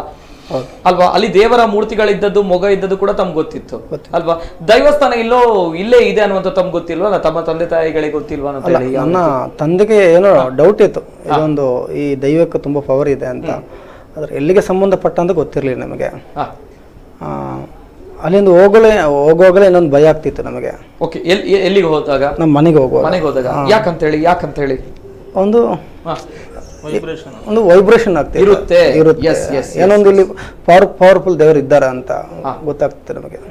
ಓಕೆ, ಅದು ಕೂಡ ಗೊತ್ತಾಗುತ್ತೆ ಅಲ್ಲಿ ಇದೆ ಅನ್ನುವಂಥ. ಅದು ಕೂಡ ಯಾಕೆ ಪೂಜೆ ಮಾಡಿಲ್ಲ? ಒಂದು ಮಾತುಗಳು, ಅದು ಗ್ರಾಮದಾಗಿರ್ಲಿ ಅಥವಾ ನಮ್ಮ ಕುಟುಂಬದಾಗಿರ್ಲಿ, ತಮ್ಮ ಮನೆಯದ್ದೇ ಆಗಿರ್ಲಿ, ಅದು ಎಲ್ಲೋ ಒಂದ್ ಕಡೆ ತುಳುನಾಡು ಅಂತ ಹೇಳುವಾಗ ದೈವಗಳಿಗೆ ದೈವಾರಾಧನೆ ದೊಡ್ಡ ಮಟ್ಟದಲ್ಲಿ ಸ್ಥಾನಮಾನ ಇದೆ, ತಮಗೂ ಕೂಡ ಗೊತ್ತೇ ಇದೆ ಅಲ್ವಾ? ಏನ್ ಹೇಳ್ತೀರಾ ಅಂತ ಹೇಳಿ? ಅಂದ್ರೆ 1984ರಲ್ಲಿ ನನ್ನ ತಂದೆ ಅಲ್ಲಿ ಬಿಟ್ಟು ಬಂದಿದ್ದಾರೆ. ಕ್ರಮೇಣ ಅಲ್ಲಿಗೆ ಹೋಗ್ಲಿಕ್ಕೆ ಪಾಪ ತಂದೆಗೇನು ಮನಸ್ಸಿಲ್ಲ. ಒಂದು ಅವರ ತಾಯಿಯ ಮರಣ, ತಂಗಿಯ ಮರಣ, ಏನೋ ಅಲ್ಲಿ ಹೋಗ್ಲಿಕ್ಕೆ ಮನಸ್ಸಿಲ್ಲ. ತಂದೆ ಹೋಗದ ಕಾರಣ ಅಲ್ಲಿ ಅದು ಹಾಗೆ ಪಾಲು ಬಿದ್ದಿತ್ತು. ಹಾಗೆ ಎಲ್ಲೊಂದ್ ಕಡೆ ತಮ್ಮ ತಂದೆಗೆ ಭಯಗೊಳ್ಳಿಲ್ವಾ ಅಂತ ಹೇಳಿದ್ರೆ, ಅಂದ್ರೆ ಈ ರೀತಿ ಅಕಾಲಿಕ ಮರಣ ಆಗ್ತಾ ಇದೆ, ದೇವರ ದೈವದ ಒಂದು ಶಕ್ತಿ ಇದೆ ಅನ್ನುವಂಥದ್ದು, ಏನೋ ಸಮಸ್ಯೆ ಆಗಿರ್ಬೋದು, ನಾನು ಮಾಡ್ತಾ ಇದ್ರೆ ನಾನು ಸರಿ ಆಗ್ತಾ ಇದೆ ಅನ್ನುವಂಥದ್ದು ಇತರರು ಯಾರು ಕೂಡ ಹೇಳಿಲ್ವಾ? ಅಂದ್ರೆ ತುಳುನಾಡಿನಲ್ಲಿರುವಂತಹ ಒಂದು ನಂಬಿಕೆ, ಜನರ ನಂಬಿಕೆ ಅಲ್ವಾ? ಕರೆಕ್ಟ್. ಎಸ್. ತಂದೆಗೆ ಏನಂದ್ರೆ ಅಲ್ಲಿ ಬಿಟ್ಟು ಬಂದರೆ ಆಮೇಲೆ ನಾವು ಬೇರೆ ನಮ್ಮ ತಾಯಿಯ ಜಾಗದಲ್ಲಿ ಮನೆ ಕಟ್ಟುವೆ ತೊಂದರೆ, ನಮಗೆ ಆಮೇಲೆ ಏನು ಸಮಸ್ಯೆ ಬರಲಿಲ್ಲ. ಏನು ಸಮಸ್ಯೆ? ನಾವು ಅನ್ಕೊಂಡ್ವಿ ಅದು ಆ ಜಾಗ ಬಿಟ್ಟ ನಮಗೆ ಹೊಲದಾಯ್ತಾ ಅಂತ ನಮ್ಮ ಮನಸ್ಸಲ್ಲಿ ಹಂಗೆ ಇತ್ತು. ಈಗ ಚೆನ್ನಾಗಿದ್ರೆ ಏನ್ ಸಮಸ್ಯೆ ಇಲ್ಲ, ಯಾವುದೇ ರೀತಿಯ ನೆಮ್ಮದಿಯಲ್ಲಿದ್ದೀರಾ? ದೇಹದಲ್ಲಿ ಚೆನ್ನಾಗಿದ್ದೇವೆ ಈಗ. Okay okay okay. ಏನು ಅಲ್ಲಿಂದ ಬರುವಂತಹ ಶಾಪ್ ಆಗ್ಲಿ ತಮ್ಮ ಕುಟುಂಬಕ್ಕೆ ಇಲ್ಲ ಅಲ್ವಾ? ಇವ್ ನಿಮ್ಮ ತಂದೆಯ ತಂಗಿ ಎಲ್ಲ ಇದ್ರು, ಅವರು ಕೂಡ ಚೆನ್ನಾಗಿದ್ದಾರೆ ಎಲ್ಲರೂ? ಎಲ್ಲ ಚೆನ್ನಾಗಿದ್ದಾರೆ. ಎಸ್. ಈಶ್ವರ್ ಪ್ರಸನ್ನ ಅವರ ಹತ್ರದಿಂದ ನೋಡಿದವರು ವಿನೀತ್ ಶೆಟ್ಟಿ ಅವರನ್ನು ತಾವುಗಳು ಏನ್ ಹೇಳ್ತೀರಾ ಈ ಒಂದು ಘಟನೆ ಬಗ್ಗೆ, ಅವರ ಮನೆಯವರ ಬಗ್ಗೆ? ಅದೇ ರೀತಿ ನಾನು ಹೇಳುವಂತದ್ದು, ತಾವು ಕಾಡಿಗೆ ಹೋಗ್ತೀರಾ, ಅಲ್ಲಿ ಪೂಜೆ ಮಾಡ್ತೀರಾ, ಈ ಹಿಂದೆ ಆ ಕಾಡಿನಲ್ಲಿ ದೇವಸ್ಥಾನ ಇತ್ತು ಅನ್ನೋದು ಯಾರು ಕೂಡ ಗೊತ್ತೇ ಇರ್ಲಿಲ್ವಾ? ಗೊತ್ತೇ ಇಲ್ಲ. ಇಷ್ಟು ಏನು ಅಂತ ಗೊತ್ತಿರ್ಲಿಲ್ಲ. ಕಟ್ಟೆ ಇತ್ತು, ಕಟ್ಟೆ ಇದ್ದದನ್ನು ಈ ಕಾಡಿಗೆ ಹೋಗಿ ಅಂತ ಹೇಳ್ತಾರೆ ನಾವು ಸೊಪ್ಪು ತರುವವರು ಅಂತ ಹೇಳಿ, ಸೊಪ್ಪು ತರುವಾಗ ಅವರ ತೋಟಕ್ಕೆಲ್ಲ ಹಾಕ್ಲಿಕ್ಕೆ ಸೊಪ್ಪು ತರ್ತಾ ಇದ್ರಲ್ಲ, ಅವರು ಕಟ್ಟೆದ ಲೆಕ್ಕ ಉಂಡು ಅಂತ ಹೇಳ್ತಾ ಇದ್ರು ಅಷ್ಟೇ. ಎಂತದ್ದು ಅಂತ ಯಾರಿಗೂ ಗೊತ್ತಿಲ್ಲ. ಅದು ದೈವಸ್ಥಾನವಾ ಅದು ಅಲ್ಲಿ ಮೊದಲು ದೇವಸ್ಥಾನ ಆಗಿತ್ತು, ಅದು ಅಲ್ಲಿ ಯಾವ ಶಕ್ತಿ ಇರ್ತಿತ್ತು ಯಾವುದು ಗೋಚರಕ್ಕೆ ಬಂದಿರಲಿಲ್ಲ. ನಾವೇ ಹೀಗೆ ಇಂತಹ ಘಟನೆಗಳು ನಡೆದ ನಂತರ ಒಂದ್ ದಿವಸ ಸಂಜೆ ಒಂದು 5:30-6 ಗಂಟೆ ಹೊತ್ತಿಗೆ ಹೋಗಿ ಎಲ್ಲರೂ ಒಂದು ಸಂಜೆ ಅಂತ ಹೇಳಿದ್ರೆ ನಾವು ನಮ್ಮ ಹತ್ರ ಹೇಳಿದ್ರು ಬರ್ಬೇಕು ನೀವು ಬಂದು ಏನಾದ್ರು ಮಾಡಿಕೊಡ್ಬೇಕು ಅಂತ ಹೇಳಿ. ಅವಾಗ ನಾವು ಹೋದ್ದು. ಸಂಜೆ ಹೋಗಬೇಕಿದ್ರೆ 5-5:30 ಗಂಟೆ ಹೋಗ್ಬೇಕಿದ್ರೆ ಸುಮಾರು 50-60 ಜನ ಸೇರಿ ಆಗಿತ್ತು ಅಷ್ಟೊತ್ತಿಗೆ. ಸೇರಿ ಒಂದು ಪ್ರಾರ್ಥನೆ ಎಲ್ಲ ಮಾಡ್ಕೊಂಡ್ವಿ. ನಮ್ಗೆ ಯಾವುದೇ ಇದ್ದನ್ನು ತೋರಿಸ್ಕೊಡ್ಬೇಕು, ಸರಿಯಾದ ದಾರಿಯಲ್ಲಿ ನಡೆಸ್ಬೇಕು ಅಂತ ಹೇಳಿ. ಅದೇ ದಿವಸ ರಾತ್ರಿ ಜ್ಯೋತಿಷಿಗಳಿಗೆ ಫೋನ್ ಮಾಡಿದೆ. ಅಲ್ಲೇ ಸಣ್ಣ ಮೀಟಿಂಗ್ನಾಗ ಮಾಡ್ಕೊಂಡು ಕಾಡ ಮಧ್ಯದಲ್ಲಿ ಮೀಟಿಂಗ್ನಾಗ ಮಾಡ್ಕೊಂಡು ಜ್ಯೋತಿಷಿಗಳಿಗೆ ಫೋನ್ ಮಾಡಿ ಮತ್ತೆ ಅವರಿಗೆ ಜ್ಯೋತಿಷಿಗೆ ಡೇಟ್ ಕೊಟ್ಟರು. ನಂತರ ಮಾರ್ಚ್ 25ನೇ ತಾರೀಕಿಗೆ ಪ್ರಶ್ನೆ ಆಯ್ತು. ಅಲ್ಲಿ ಪ್ರಶ್ನೆ ನಂತರ ಇದೆಲ್ಲ ಬೆಳಕಿಗೆ ಬಂತು. 500 ವರ್ಷದ ಇತಿಹಾಸ ಹಿಂದಿನಂತ ದೇವಸ್ಥಾನ ಇದ್ದು ಅದು ಪಾಳು ಬಿದ್ದಿದೆ, ಅದರಿಂದಾಗಿ ಅದರ ಜೀರ್ಣೋದ್ಧಾರ ಮಾಡದ ಕಾರಣ ಹೀಗಾಯ್ತು. ಹಾಗಿದ್ರೆ ಅದು ಫಸ್ಟಿಗೆ ಬರುವಂತದ್ದು ಏನಂದ್ರೆ ದೇವಸ್ಥಾನ ಅಂತ ಹೇಳುವಂತ ವಿಚಾರ ಚರ್ಚೆ ಬರುತ್ತೆ. ಅಲ್ಲಿ ಜ್ಯೋತಿಷಿಗಳಿಗೆ ಗೊತ್ತುಂಟು ಅದು ಹೇಗೆ ಪ್ರಶ್ನೆ ಇದರಲ್ಲಿ ಮುಂದೆ ಹೋಗುವಂತ ಹೇಳಿ. ದೇವಸ್ಥಾನ ಅಂತ ಆಯ್ತು ಅಂತ ಅದರ ಭಂಡಾರದ ಮನೆಯಲ್ಲಿ ಇದೆ ಅಂತ ಹೇಳುವಂಥದ್ದು ಬೇಕು. ಅದರ ಬಗ್ಗೆ ಚಿಂತನೆ ಶುರುವಾಯ್ತು. ಮತ್ತೆ ಹಾಗೆ ಪ್ರಧಾನವಾಗಿ ಅಲ್ಲಿರುವಂತದ್ದು ವ್ಯಾಘ್ರ ಚಾಮುಂಡಿ ಅಂತ ಹೇಳಿ, ಆಮೇಲೆ ಉಳ್ಳಾಕ್ಲು ಮತ್ತೆ ಕೊರತಿ ಅಂತ ಹೇಳುವಂಥದ್ದು ಮೂರು ದೈವಗಳು ಪ್ರಧಾನ ದೈವಗಳು. ಅದರಲ್ಲಿ ಪ್ರಧಾನವಾಗಿ ಸಪರಿವಾರ ವ್ಯಾಘ್ರ ಚಾಮುಂಡಿ ದೇವಸ್ಥಾನ ಅಂತ ಹೇಳುವಂಥದ್ದು ಈಗ ನಾಮಕರಣ ಆದದಕ್ಕೆ. ಹಾಗೆ 500 ವರ್ಷದ ಹಿಂದೆಯಿಂದ ಉತ್ಸವ ನಡೀತಾ ಇತ್ತು. 500 ವರ್ಷದ ಇತಿಹಾಸ ಇದೆ. 130 ವರ್ಷದ ಹಿಂದಿಂದ ಉತ್ಸವಾದಿಗಳು ಯಾವುದೂ ನಡೆದಿಲ್ಲ. ಹಾಗಾಗಿ ಅಲ್ಲಿ ಏನಾಗಿದೆ ಅಂತೇಳಿ 130 ವರ್ಷ ಬದುಕಿದವರು ಯಾರು ಇಲ್ಲ ನೋಡಿ. ಹಾಗೆ ಮುಂದೆಗೆ ಯಾರಿಗೆ ಏನಾಗಿದೆ ಅಂತ ಹೇಳಿ ಯಾರಿಗೂ ಮುಂದುವರಿಲಿಲ್ಲ ಅಂತ ಏನಾಗಿದೆ ಅಂತ ಹೇಳುವಂಥದ್ದು. ಆಮೇಲೆ ಅದ ಸರಿ ಅಂತ ಹೇಳಿದ್ರೆ ಆಗ ಭಂಡಾರದ ಮನೆ ಬಗ್ಗೆ ಚಿಂತನೆ ಬಂತು ಅಲ್ಲಿ ಪ್ರಶ್ನೆಯಲ್ಲಿ. ಭಂಡಾರದ ಮನೆ ಇಲ್ಲಿಂದ 1-1.5 ಕಿಲೋಮೀಟರ್ ದೂರದಲ್ಲಿ ಇಂಥ ದಿಕ್ಕಲ್ಲಿ ಅದಕ್ಕೂ ಕೂಡ ಪ್ರಶ್ನೆ ಆಗ್ತೀರಾ? ಹೌದು, ಪ್ರಶ್ನೆ ಚಿಂತನೆಯಲ್ಲಿ ನಾವು ಒಂದ್ಸಲ ಪ್ರಶ್ನೆ ಚಿಂತನೆ ಮುಖಾಂತರ ನಾವು ಪರಿಹರಿಸುವ ಅಂತ ಹೇಳಿದ್ರೆ ಪ್ರಶ್ನೆ ಚಿಂತನೆಯಲ್ಲಿ ಎಲ್ಲೋ ಮುಗಿಬೇಕಾಗುತ್ತೆ ಕ್ರಮ. ಹಾಗಾಗಿ ಅದೆಲ್ಲ ಪ್ರಶ್ನೆಯಲ್ಲಿ ಕೇಳ್ಕೊಂಡದ್ದು. ಆಮೇಲೆ ಅವ್ರು ಹೇಳಿದ್ರು ಈ ಭಾಗದಲ್ಲಿ ಇಂಥ ಜಾಗದಲ್ಲಿ ಇಂಥ ಮನೆ ಉಂಟಾ ಅಂತ ಹೇಳಿ ಕೇಳಿದ್ರು. ಗ್ರಾಮಸ್ಥರು ಸುಮಾರು 300-350 ಜನ ಸೇರಿದ್ದಾರೆ ಆ ದಿವಸ ಪ್ರಶ್ನೆ. ಅವ್ರ ಹತ್ರ ಎಲ್ಲ ಕೇಳ್ಕೊಂಡಾಗ ಹೌದು ಅಂತ ಹೇಳಿದ್ರು, ಬಿದ್ದಿದೆ. ನಾವು ಹೋಗಿ ಮತ್ತೆ ಹಿಂದೆ ಹೀಗೆಲ್ಲ ಉಂಟು, ಅದರ ಆಯುಧಗಳು ಎಲ್ಲ ಇದೆ, ಅಲ್ಲಿ ಮಣ್ಣಿನೊಳಗೆ ಇದೆ ಎಲ್ಲ ಹೇಳಿದ್ರು ಸರಿಯಾಗಿ. ಅವ್ರು ಹೇಳಿದಾಗೆ ಆಯುಧಗಳು ಸಿಕ್ಕಿವೆ. ಹಾಗೆ ಆಗಿದೆ. ಆದ್ರೆ ಹೋಗ್ಬೇಕಿದ್ರೆ ಇವರು ಸುಮಾರು ಒಂದು 17-20 ವರ್ಷ ಆಗಿರ್ಬೋದು ಆ ಮನೆ ಬಿಟ್ಟು. ಆ ಮನೆ ಬಿದ್ದು ಅದರ ಅವಶೇಷಗಳ ಮಧ್ಯೆ ಮರಗಳೆಲ್ಲ ಬಂದು ಆ ಅವಶೇಷಗಳೇ ಕಾಣ್ತಾ ಇರ್ಲಿಲ್ಲ, ಫುಲ್ ಬಂದಾಗಿತ್ತು. ಇವರ ಮನೆ ಇದ್ದ ಜಾಗ, ಭಂಡಾರದ ಮನೆ ಇದ್ದ ಜಾಗ ಕೂಡ ಫುಲ್ ಬಂದಾಗಿತ್ತು. ಅದನ್ನೆಲ್ಲ ಸಮಾಧಾನದಲ್ಲಿ ನಾವು ಸರಿ ಮಾಡ್ಕೊಳ್ಳೋದು. ಆಮೇಲೆ ಅಷ್ಟಾಗ ಪಾಳು ಬಿದ್ದ ಮನೆ ಅಂತ ಈ ಮರದ ತುಂಡುಗಳು ಅದೆಲ್ಲ ಸಿಕ್ಕಿತ್ತಲ್ಲಿ. ಹೇಳಿದ್ರೆ ಸರಿ ಅಂತ ಹೇಳಿ ಅನಿಸ್ತು. ಓಕೆ, ಇವ್ರಿಗೆ ಕೂಡ ಗೊತ್ತಿರ್ಲಿಲ್ಲ ಅವರ ಮನೆಯನ್ನು ತಾವು ಹುಡುಕ್ತಾ ಇದ್ದೀರಾ, ಏನಾಗ್ತಾ ಇದೆ ಭಂಡಾರದ ಪ್ರಶ್ನೆಗೆ ಅವರು ಬಂದಿದ್ರು. ಅವರು ದೂರದಲ್ಲಿ ಇದ್ರು ಕೂಡ ಅವ್ರನ್ನ ಬರ್ಲಿಕ್ಕೆ ಹೇಳಿದ್ವಿ ನಾವು. ಅವ್ರ ತಂದೆ ಎಲ್ಲ ಬಂದಿದ್ದಾರೆ. ಓಕೆ, ಪಾಳು ಬಿದ್ದ ದೇವಸ್ಥಾನ ತಾವು ನೋಡಿದ್ರಿ ಹಿಂದೆ? ಪಾಳು ಬಿದ್ದ ದೇವಸ್ಥಾನದಲ್ಲಿ ಏನೂ ಇಲ್ಲ, ಪಂಚಾಂಗ ಕಟ್ಟೆ ಅಂತ ಹೇಳ್ತೇವಲ್ಲ ನಾವು, ಅಷ್ಟು ಮಾತ್ರ. ಅದು ಅದರ ಮೇಲೆ ಬಿಲ್ಡಿಂಗ್ ಇತ್ತ ಏನು ಅಂತ ಹೇಳೋದಕ್ಕೆ ಏನೂ ಪ್ರೂಫ್ ಇಲ್ಲ ಅಲ್ಲಿ. Right. ಎಲ್ಲ ಪ್ರಶ್ನೆ ಚಿಂತನೆ ಮೂಲಕವೇ ನಾವು ಪರಿಹಾರ ಮಾಡ್ತೀವಿ. Okay okay, very interesting. ಇಲ್ಲಿ ಬರುವಂತಹದ್ದು ನಂಬಿಕೆ ಅನ್ನುವಂಥದ್ದು, ಆಚಾರ ವಿಚಾರಗಳನ್ನು ಕೇವಲ ನಂಬಿಕೆ, ಅದರಲ್ಲೂ ಕೂಡ ಅಷ್ಟಮಂಗಲ ಅನ್ನುವಂತಹ ಪ್ರಶ್ನೆ ಅನೇಕ ಬುದ್ಧಿಜೀವಿಗಳು ವಿಚಾರವಾದಿಗಳು ಇಂದಿನಿಂದಲೂ ಕೂಡ ಇದಕ್ಕೆ ಪ್ರಶ್ನೆ ಮಾಡ್ಕೊಂಡು ಬರ್ತಾ ಇದ್ದಾರೆ. ಎಸ್ ಗುರುರಾಜ್ ಉಪಾಧ್ಯಾಯರನ್ನ ಆಗ್ಲೇ ಹೇಳಿದಂತಹ ಮಾತುಗಳು ಇದು. ವಿಜ್ಞಾನಕ್ಕೆ ಸವಾಲಾಗಿರುವಂತದ್ದು ನಮ್ಮ ದೇವರಲ್ಲ, ಈ ಒಂದು ಪ್ರಶ್ನೆಗಳು ಅನ್ನುವಂಥದ್ದು, ಜ್ಯೋತಿಷ ಅನ್ನುವಂಥದ್ದು ಬರುತ್ತೆ. ಈ ಅಷ್ಟಮಂಗಲ ಪ್ರಶ್ನೆ ಅನ್ನುವಂಥದ್ದು ಏನಿದೆ ಎಕ್ಸಾಕ್ಟ್ ಆಗಿ ಹೇಳುವಂಥದ್ದು, ಇಸ್ ಇಟ್ ಪಾಸಿಬಲ್ ಅನ್ನುವಂತಹ ಮಾತುಗಳು ಅಂದ್ರೆ ಹೇಳ್ತಾ ಇದ್ದಾರೆ. ಹೌದು, ಒಪ್ಕೊಳ್ಬೇಕಾಗುತ್ತೆ ಎಲ್ಲೋ ಒಂದ್ ಕಡೆ, ಅದು ಕೂಡ ಹೇಗೆ ಹೌ ಅಂತ ಹೇಳಿ ಅನ್ನುವಂಥ ಮಾತುಗಳು ಬರುತ್ತೆ. ಎಲ್ಲೊಂದ್ ಕಡೆ ದೇವಸ್ಥಾನ ಇದೆ, ಬಂಡಾರದ ಮನೆ ಕೂಡ ಇರುತ್ತೆ. ಏನು ಅಷ್ಟಮಂಗಲ ಪ್ರಶ್ನೆ? ನೀವು ಇದು ಒಂದನ್ನು ನಂಬಿದ್ರೆ ಎಲ್ಲವನ್ನೂ ನಂಬಿಕೊಂಡೇ ಹೋಗ್ಬೇಕಾಗ್ತದೆ. ಯಾಕಂತ ಹೇಳಿದ್ರೆ ನಮಗೊಂದು ಹಿಂದೆ ನೀವೀಗ ಹೇಳ್ತೀರಿ 130 ವರ್ಷದ ಹಿಂದಿನ ವಿಚಾರ, ನಮಗೆ ನೆನಪಿಲ್ಲದ ವಿಚಾರವನ್ನು ನೆನಪಿಸ್ಲಿಕ್ಕೆ ಮೊದಲಿನ ಕಾಲದಲ್ಲಿ ನೋಡಿಕೊಂಡು ಈ ಚಿತ್ತ ಅಂತೇಳಿ ಹೇಳುವಂತ ಒಂದು ಎಬ್ಬಿಸುವಂತಹ ಒಂದು ಪದ್ಧತಿ ಇತ್ತು. ಚಿತ್ತ ಮತ್ತೆ ಚೇತನ, ಚಿತ್ತವನ್ನು ಅಂತ ಹೇಳಿದ್ರೆ ಹಿಂದೆ, ಈಗ ಶೆಟ್ರು ಈಗ ಎಲ್ಲಿಯೋ ಇದ್ದಾರೆ, ಮೊದಲು ಅದೇ ಮನೆಯಲ್ಲಿ 2-3 ತಲೆಮಾರಿನ ಹಿಂದೆ ಹುಟ್ಟಿ ಬದುಕಿ ಎಲ್ಲ ಇದ್ರ ಭಂಡಾರ ದೈವದ ಕೆಲಸ ಎಲ್ಲ ಮಾಡಿರ್ಬೋದು. ಆವಾಗ ಅವರಿಗೆ ಅದನ್ನೆಲ್ಲ ಎಬ್ಬಿಸಿ ಅದನ್ನು ಇದು ಮಾಡುವಂತಹ ಒಂದು ಪದ್ಧತಿ ಇತ್ತು. ಅದು ಋಷಿ ಮುನಿಗಳ ಕಾಲ. ಸರಿ, ಈಗ ಅದೆಲ್ಲ ಹೋಯ್ತು. ಈಗ ನಮಗೆ ಪ್ರಶ್ನೆಯೇ ದಾರಿ. ಸೊ ಹಾಗಿರುವಾಗ ಈ ಅಷ್ಟಮಂಗಲ ಪ್ರಶ್ನೆ ಅದನ್ನು ಹೆಚ್ಚಿಗೆ 100% ಅದು 100% ಸತ್ಯವಾಗಿ ಬರುವಂತಹದ್ದು, ಸತ್ಯವಾಗಿ ಬರುತ್ತೆ. ಸತ್ಯವಾಗಿ ಯಾಕಂತ ಹೇಳಿದ್ರೆ ನಾವು ಕೆಲವು ಕಡೆಯಲ್ಲಿ ನೋಡಿದ್ರೆ ಒಂದೊಂದು ಪ್ರಶ್ನೆಯಲ್ಲಿ ನಮ್ಮಲ್ಲಿ ಒಂದು ಪ್ರಶ್ನೆ ಆಗುವಾಗ ಪ್ರಶ್ನೆಯಲ್ಲಿ ತುಂಬಾ ಪ್ರಶ್ನೆ ಉತ್ತರ ತುಂಬಾ ಇದೆಲ್ಲ ಬಂತು. ಒಂದು ದಕ್ಷಿಣ ದಿಕ್ಕಿನಲ್ಲಿ ಈಶ್ವರ ಕ್ಷೇತ್ರ, ರುದ್ರ ಕ್ಷೇತ್ರ, ಅದರ ಆರಾಧನೆ ಈಗ ಇಂಥ ಕಡೆಯಲ್ಲಿ ನಡೀತಾ ಉಂಟು, ಹಾಗೆ ಉಂಟು, ಅದೆಲ್ಲ ನೋಡು. ಅದು ಮತ್ತೆ ಅಲ್ಲೇ ಹೋಗಿ ನಾನು ಹೋಗಿ ಎಲ್ಲ ನೋಡುವಾಗ ಅದು ಹೋಗ್ಲಿಕ್ಕೆ ನನಗೆ ಅಲ್ಲಿ ಬಿಟ್ಟಿಲ್ಲ. ಮತ್ತೆ ನೋಡುವಾಗ ನನಗೆ ಪೊಲೀಸ್ ಡಿಪಾರ್ಟ್ಮೆಂಟಿನ ಒಂದು ಆತ್ಮೀಯ ಮಿತ್ರರ ಒಂದು ಸಹಕಾರದಿಂದ ಒಳಗೆಲ್ಲ ಹೋಗಿ ಎಲ್ಲ ನೋಡಿದೆ. ಅದು ದೇವಸ್ಥಾನ ಆಗಿತ್ತು. ಅದರ ಸುತ್ತಮುತ್ತ ನಮ್ಮ ಆತ್ಮೀಯರ ಬಂಡಶಾಲೆಗಳು ಇದೆಲ್ಲ ಇತ್ತು. ಅಲ್ಲೆಲ್ಲ ನೋಡಿದೆ. ಕೆಳಗಿನ ಬದಿ ಒಂದು ಬಂಡಶಾಲೆಯಲ್ಲಿ ಕಾಲಿನಲ್ಲಿ ಗುದ್ದುವಾಗ ಅಡಿಯಲ್ಲಿ ಶಬ್ದ ಬರ್ತದೆ. ನಂಗೆ ಅವರೆಲ್ಲ ಬಾಕಿಯವರೆಲ್ಲ ಆತ್ಮೀಯರು, ಎಲ್ಲ ಬೇಕಾದಷ್ಟು ನಂಗೆ ಇದೆಲ್ಲ ಕೊಟ್ಟಿದ್ದಾರೆ. ಅದು 100% ಸರಿ. ನನಗೆ ಆಗ ಅದರಲ್ಲಿ ಏನೂ ಡೌಟ್ ಇಲ್ಲ. ಅಲ್ಲಿ ಪ್ರಶ್ನೆಯಲ್ಲಿ ಇಸ್ ಇಟ್ ಪಾಸಿಬಲ್ ಅಂತ ಹೇಳಿ ಏನು ಅಷ್ಟಮಂಗಲ ಪ್ರಶ್ನೆ ಅಂತ ಹೇಳಿ ಯಾವ ರೀತಿ ಬರುತ್ತೆ ಅಂತ ಹೇಳಿ ಅಷ್ಟಮಂಗಲ ಪ್ರಶ್ನೆ ಹೇಳಿದ್ರೆ 8 ಬಗೆಯ ಮಂಗಳ ವಸ್ತುಗಳನ್ನು ನಾವು ಇಡ್ತೇವೆ. ಆ 8 ಬಗೆಯ ಮಂಗಳ ಸುರುವಿಗೆ ದಿವಸ ಇವರಿಗೆ ಏನು ಅಲ್ಲಿಂದ ಫೋನ್ ಮಾಡಿದ್ರು ಪ್ರಾಶ್ನಿಕರಿಗೆ, ಅವರ ಫೋನ್ ಬಂದ ಡೇಟ್ ಟೈಮ್, ಆ ಮೂಮೆಂಟಿನಲ್ಲಿ ಇದ್ದಂತಹ ಶಕುನಗಳು ಅವನ್ನೆಲ್ಲ ಅವರು ಬರೆದುಕೊಂಡಿರ್ತಾರೆ. ಅಲ್ಲಿ ನಡೆದಂತಹ ಶಕುನ ಯಾರೆಲ್ಲ ಇದ್ರು, ಆ ಹೊತ್ತಿಗೆ ಅವ್ರು ಎಂತ ಮಾಡ್ತಾ ಇದ್ರು, ಅಲ್ಲಿ ಯಾರೆಲ್ಲ ಮಾಡ್ತಾ ಇದ್ರು ಅಂದ್ರೆ ಅವ್ರ ಅಂಗಡಿ ಹೋಗ್ತಾ ಇದ್ರ ಅಥವಾ ಒಂದು ಪೂಜೆ ಅಲ್ಲಿ ಯಾರೆಲ್ಲ ಇದ್ರು, ಅಲ್ಲಿ ದೀಪ ಇತ್ತ, ಅಲ್ಲಿ ಇಲ್ವಾ, ಅದು ಉಂಟಾ, ಅದು ಏನು ನಡೀತಾ ಇತ್ತು, ಯಾರ ಬಗ್ಗೆ ಚಿಂತನೆ ಮಾಡ್ತಿತ್ತು, ಅದು ಏನು ಚಿಂತನೆ, ಅದನ್ನೆಲ್ಲ ಸೇರಿಸಿಕೊಂಡು ಅಲ್ಲಿಂದ ಸ್ಟಾರ್ಟ್ ಆಗ್ತದೆ. ಮಧ್ಯದಲ್ಲಿ ಅವರಿಗೆ ಈ ಬಗ್ಗೆ ಕಾಲ್ ಬರ್ಬೋದು, ಈ ಬಗ್ಗೆ ಇವತ್ತು ಬೇಡ ನಾಳೆ ಮಾಡುವ, ನಾಡ್ದು ಮಾಡುವ, ಅವೆಲ್ಲ ಚಿಂತನೆ ಕೌಂಟ್ ಆಗ್ತಾ ಬರ್ತಾ ಇರ್ತದೆ. ಇದನ್ನು ಮಾತಾಡಿದ್ರೆ ಒಂದು 2 ವರ್ಷದ ಪಾಠ ಇದೆ. ಎಲ್ಲ ಚಿಂತೆ ನಡೀತಾ ಬರ್ತದೆ. ಅದು ಹಾಗೆ ಕೊನೆಯ ದಿವಸ ಅಲ್ಲಿ ಬಂದು ಪ್ರಶ್ನೆ ಇಡುವಾಗ ಅವರನ್ನು ಸ್ವಾಗತ ಮಾಡುವ ಒಂದು ಸಿಸ್ಟಮ್ ಇದೆ. ಅಲ್ಲಿಂದ ಸಮೇತ ಅಲ್ಲಿಯೂ ಶಕುನಗಳು ಬರ್ತದೆ, ಸ್ಪರ್ಶ ದೋಷಗಳು. ಮನೆಯಿಂದ ಅಲ್ಲ, ಅದು ಮನೆಯಿಂದ ಹೊರಡುದು ಅಲ್ಲ, ಕೊನೆಗೆ ಇವರು ಇಲ್ಲಿಗೆ ಬರುವಾಗ ಇಲ್ಲಿ ಬಂದು ಮುಟ್ತಾರಲ್ಲ, ಇಲ್ಲಿ ಒಂದು ಸ್ವಾಗತ ಮಾಡುವ ಸಿಸ್ಟಮ್ ಇದೆ.